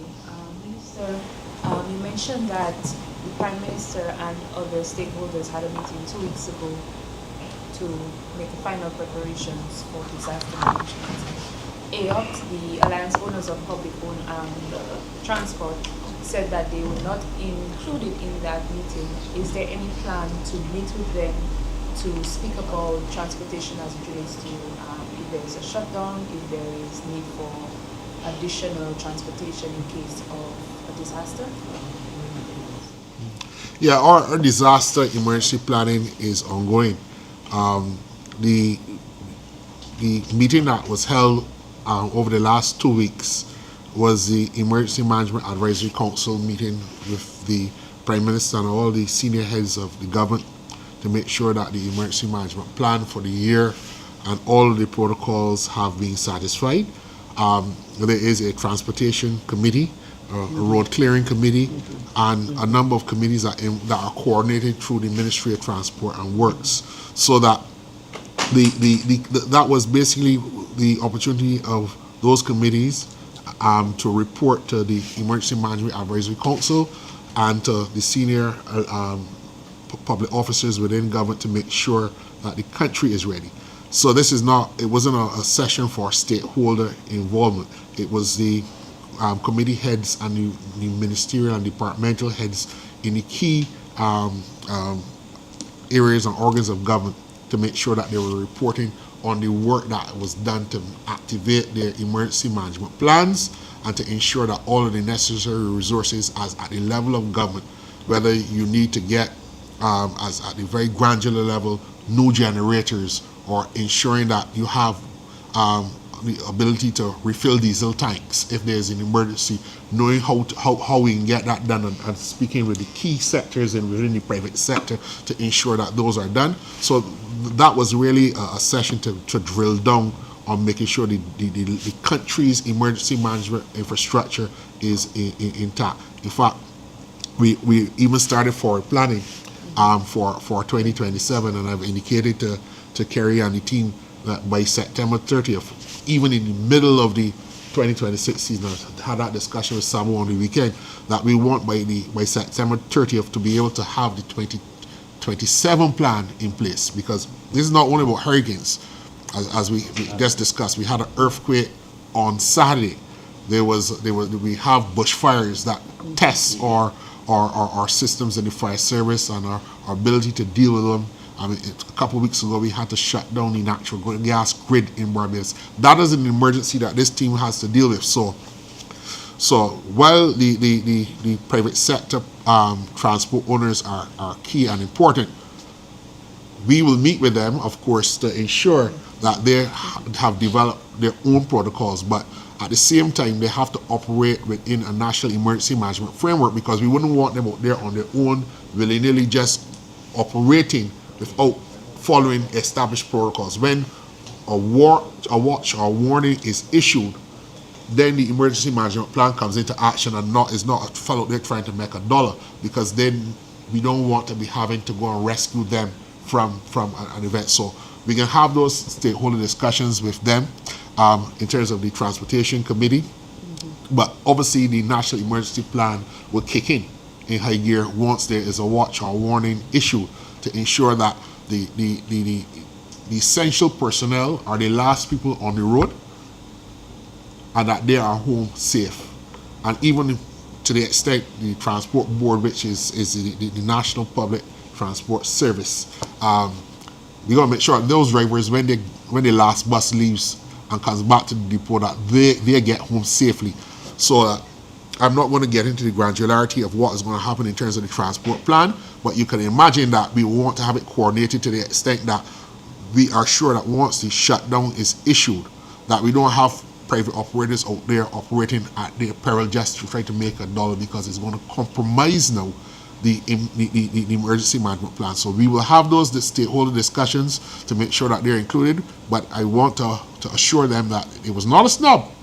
It was not a staff. This was the committees reporting into the EMAC to ensure that our disaster management plans are up to where they need to be for the current season. And as I said, we are looking forward, even in our planning, for the rollout of a plan on the 1st of January 2027. Can you say when that meeting? Can you say when that meeting will? It will be up to the chair of the transport committee to meet with them. We will take in a note to indicate to them. I will speak to Senior Minister Humphrey, under whose ministry the chair of that committee falls, to ensure that they are. But I'm sure that they are in constant dialogue with the minister, given the state of the sector and the plans that are being spoken about mass transit and so forth. So I will communicate. I give the commitment to communicate with Senior Minister Humphrey that there's a request for the private transport owners to be integrated within the discussions as to how the emergency management plan will work. Minister, the schools, as based on my knowledge, form a significant portion of the emergency shelters that are normally stood up during the event of adverse weather or hurricane, etc. Also, this period also coincides with the school summer repair program. What level of coordination has been done to ensure that in the event of such an event, that adequate shelters will still be available to those in need? I will take the opportunity, Cobble, to thank you for the question. It is an important question. I'm sure Barbadians will like to know. I'll start by complimenting the Ministry of Education Transformation. The Chief Shelter Warden is the Chief Education Officer, and they have been one of the functioning committees. I mean, I shouldn't say functioning. Their committee has been one of the top performers of all the committees, and I am satisfied that there are 29 Category 1 shelters and 41 Category 2 shelters that will be available to Barbadians in the event of an emergency. All systems are in place.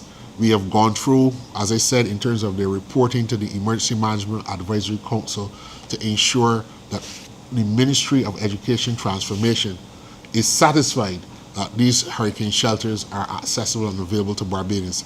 At the same time, I want to stress, your newspaper carried a story that misquoted me a couple of weeks ago, and that we are no longer using schools as hurricane shelters. But that is far from the case. But I want to emphasize that the government is committed to making sure that the schools are in a perpetual state of readiness. These hurricane shelters have become a priority. Indeed, our national hurricane resilience capacity is dependent on our schools. And these are primary hurricane shelters, and they will remain so. So we're not waiting until the summer period to repair them because the Atlantic hurricane season began today. So therefore, the Ministry of Education Education Transformation must be complimented for having the shelters up and ready at the start of the hurricane season, notwithstanding the fact that other schools throughout the system are being repaired and readied for the term. And indeed, the Ministry of Education has started the work in terms of bringing up the work, not waiting to this summer break in other schools, but have started. All now work is ongoing, particularly in the primary school sector where their common interest has been done. They have lengthened the period for work to be done. So it's not, again, as I said, a zero-sum game. The Ministry of Education has been working, Education Transformation has been working to make sure that all of these hurricane shelters are up to speed. They've given a detailed report as to the state of readiness and the operational plans to be kicked into gear in an event of emergency. There are schools that have been shelters before that have been changed out because they have been scheduled for repairs. All of that has been done. Some schools have been changed because of the proximity to the coastal areas and access to areas that may be cut off. All of that is an assessment that's been done. The plan has been battle tested as much as we can. and we will make sure that these shelters are available to Barbadians in the event that they are. Minister, how many of these schools are have disabilities access? I know you all have plans to ensure that all buildings have that access. How many of them have that access? I'm not sure what that specific number is. The issue did come up, and as to whether the disabled access was available at some schools, and I remember specifically 1 or 2 schools were mentioned in that regard, and the ministry did give the commitment that those will be rectified by today. So that commitment was done, and I'm sure that if in the event of an emergency, as the agency, knock on wood, that disabled persons will not be having challenges in getting there. I also want to use the opportunity now to say that the Ministry of People Empowerment has done excellent work in identifying the vulnerable people in our various communities.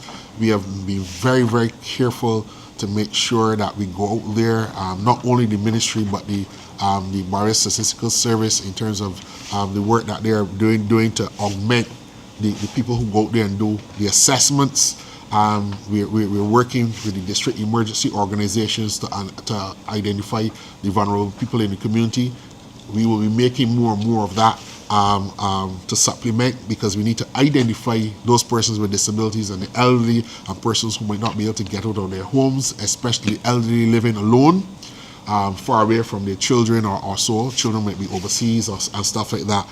Trying to access and making sure that we can have information about them and being able to get them to a place of safety in the event. So thank you for your question, but I want to, without bringing umbrage to the other committees that have been working, to signal out the People Empowerment Ministry for doing excellent work in gathering together that list, sharing it with the partners within the EMAT system and the emergency management system, so we can make sure that we can put plans in place. As it relates to shelter managers, I don't know if you're able to speak to them. Have they been trained to interact with all people on all fronts, especially those who have hearing disability, those who cannot hear? We have one here, but have all shelter managers, have all people who have to interface or who have to interact with these people, have they been trained? Major, do you want to answer that question?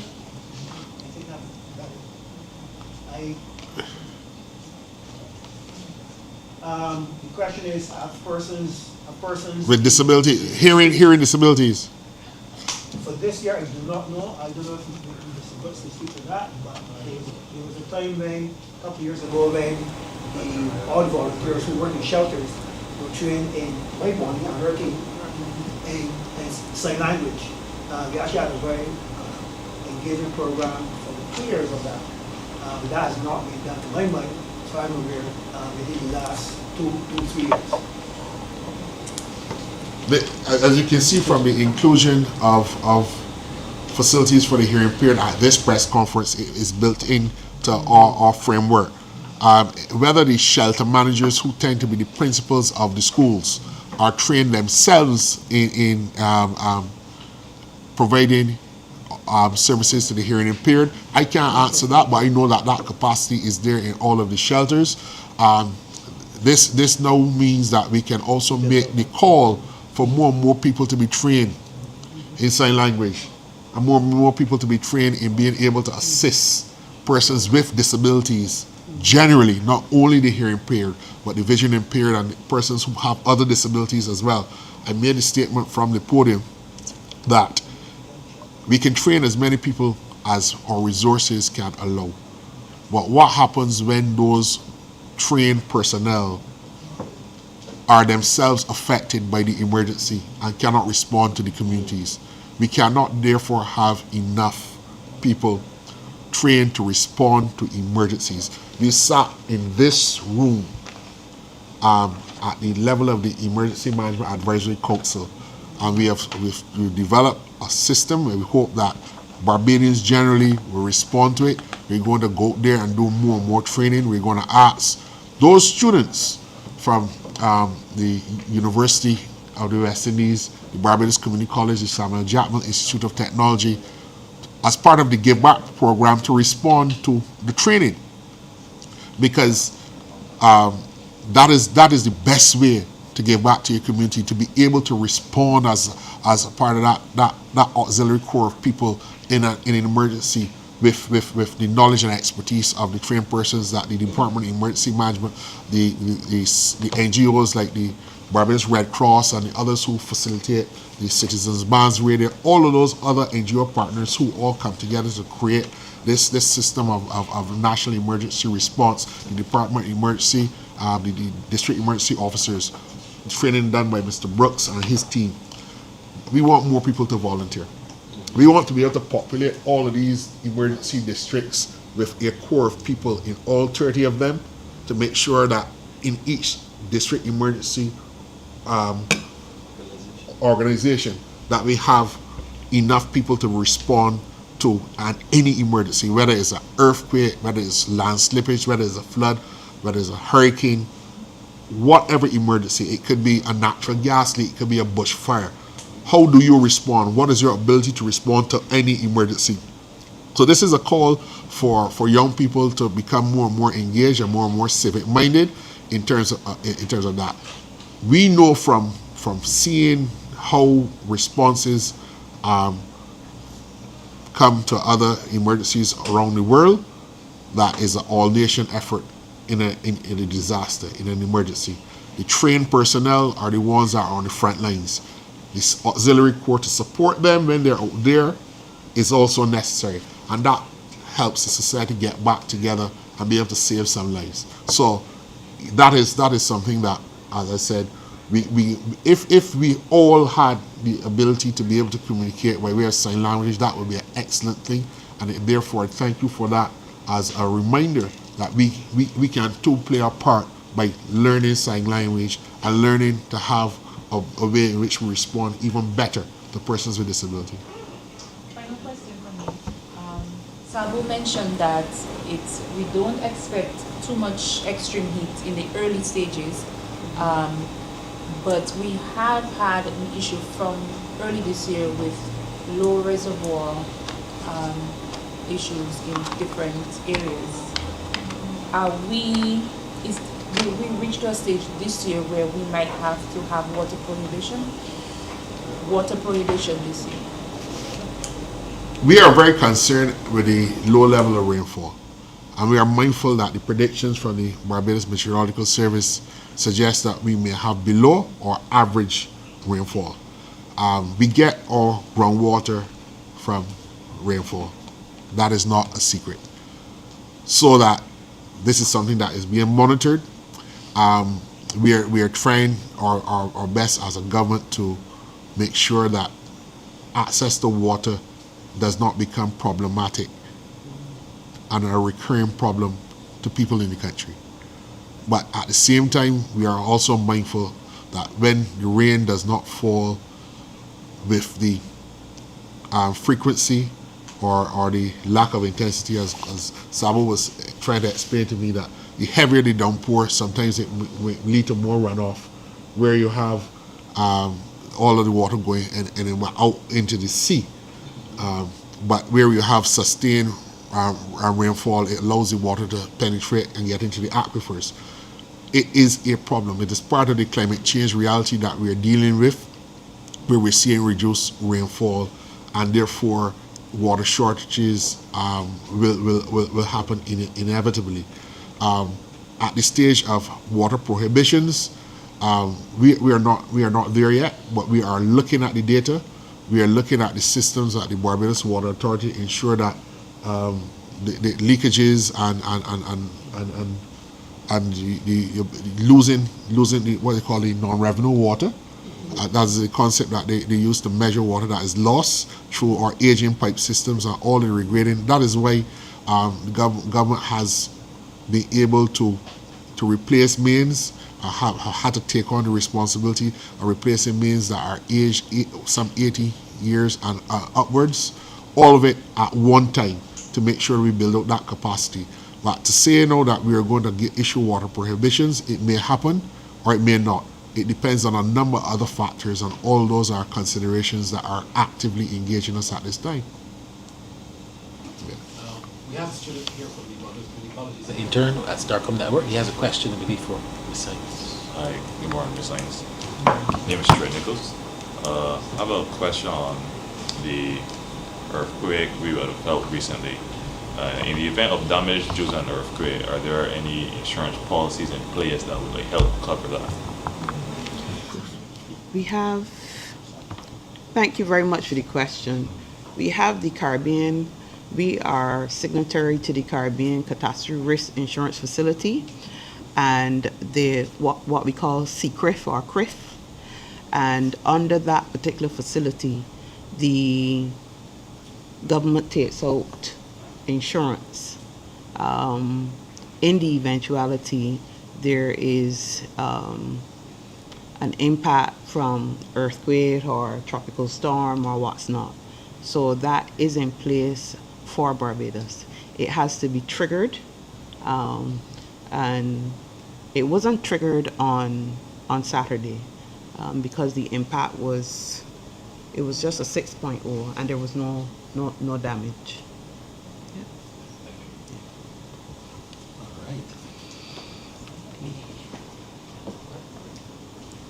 Any questions to any of the agencies that we have here? Mr. Brooks? Question that the lady asked, coming out of the conference that was held last year. Seven, can you speak a little? All right, again, just pass these mics to Seven, please. Mr. Brooks, can you state who you are so that the public of Barbados can get those who do not know Seven Brooks?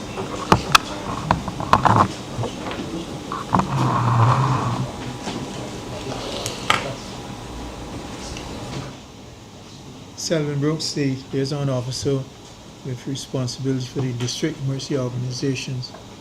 We had a conference last year in which the focus on how can we get young people and persons with disabilities get more engaged in disaster management. The question that was raised that came up at the conference in terms of when persons are going into a shelter, if the shelter warden and his or her team was capable of effectively communicating with persons with disabilities. It was identified as a gap, and that information was shared not only with the Ministry of Education, but with the Council of the Disabled. And there were a number of training initiatives that have actually started so that we can together with also members of the district emergency organization, arm them with not only sign language, but how to, disability comes in different forms.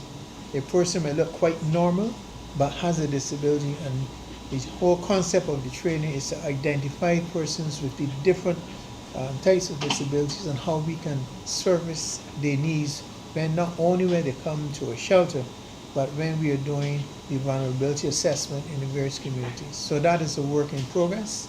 So to answer that, some efforts are being made to address those gaps that were identified.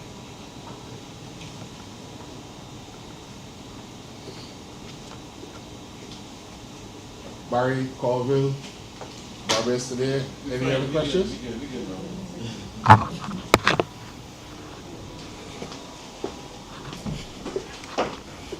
What I will commit to doing, I am asking the Department of Emergency Management to issue a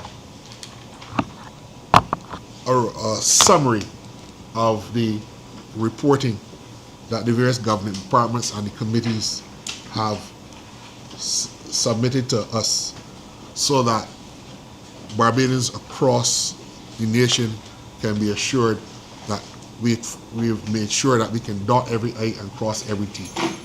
The reporting requirements of the Emergency Management Advisory Council are structured and intense, and we have gone through a rigorous process in making sure that all of the committees, so many committees carry their 18 various committees across all of the sectors, including the private sector, and NGOs, where that system has to be engaged.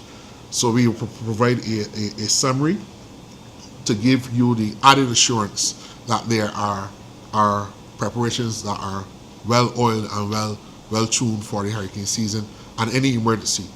And also you might be able to identify gaps that we may have not considered or contemplated by just looking at it. So I think we need to put out something there to give the further assurance that these are the systems, we've checked all the boxes and we've made sure that we can start the ground running.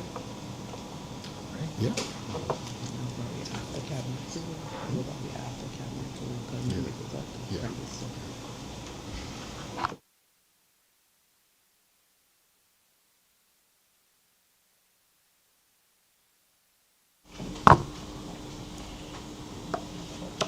Okay, ladies and gentlemen, at this point, to move our vote of thanks, we have our Deputy Director, Major Robert Herwood.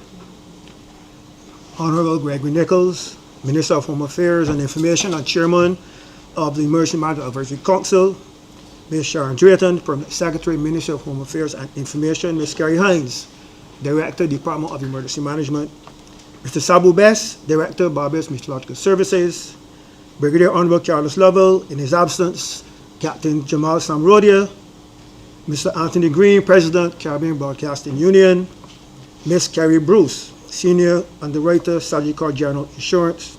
Colleagues of the media, good morning. It's still morning. I am Major Robert Herwood, the Deputy Director at the Department of Emergency Management, and it is my pleasure to move the vote of thanks for this annual press conference to usher in the 2026 Atlantic hurricane season. Let's first start by thanking God for bringing us through another year without impact. But recalling those severe rains, which our minister mentioned earlier, which we encountered, and the losses that we sustained just late last year. We pray that the 2026 hurricane season will be uneventful, but ever mindful of the other hazards for which we are vulnerable to. Just Saturday we mentioned, or we recalled the 6.0 earthquake, and just yesterday or last night, an aircraft emergency that had placed the emergency services on standby. We therefore wish to thank the Honorable Gregory Nichols for providing the leadership to the National Emergency Management System and the support to the Department of Emergency Management program. Sir, thank you. Welcome to our new Permanent Secretary, Ms. Sharon Drayton, and we look forward to working with you, hopefully not too hard though, over your tenure. And it's interesting that you start your tenure at the beginning of the hurricane season, ma'am.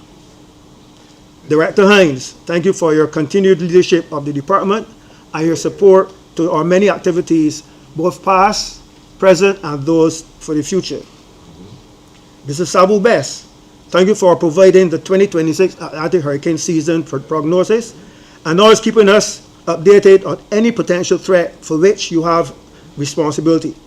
And we appreciate that, notwithstanding the prognosis, you remind us that it only takes one system to severely impact Barbados.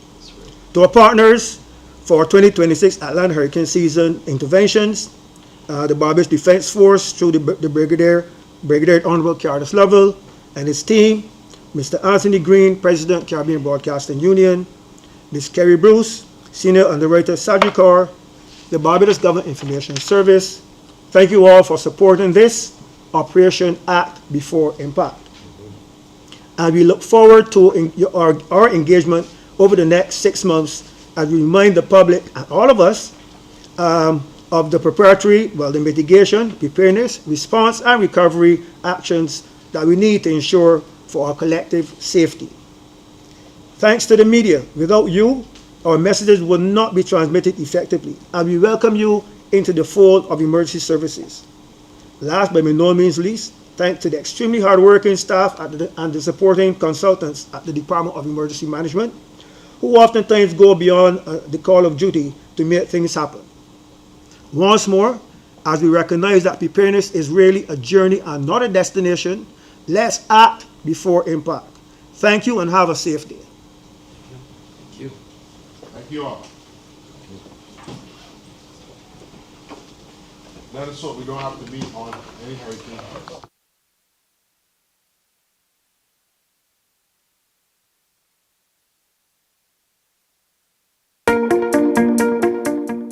Hi, I'm Astra. An emergency kit is a critical part of any hurricane preparedness plan. What should you have in this kit? Here are some of the items you should have. Flashlights or lanterns, batteries, non-perishable food items, bottled water, a multi-purpose toolkit, first aid kit and medication, important documents, pet supplies, cash and credit cards, extra clothing, cell phone, and a portable radio.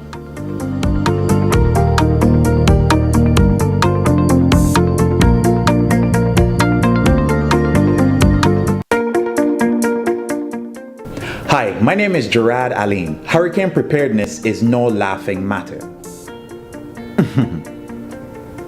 Flood and wind damage can disrupt operations for days or even weeks, resulting in loss of revenue. To minimize this, trim trees around your property, inspect your roof and windows, and invest in hurricane protection solutions such as shutters and hurricane straps.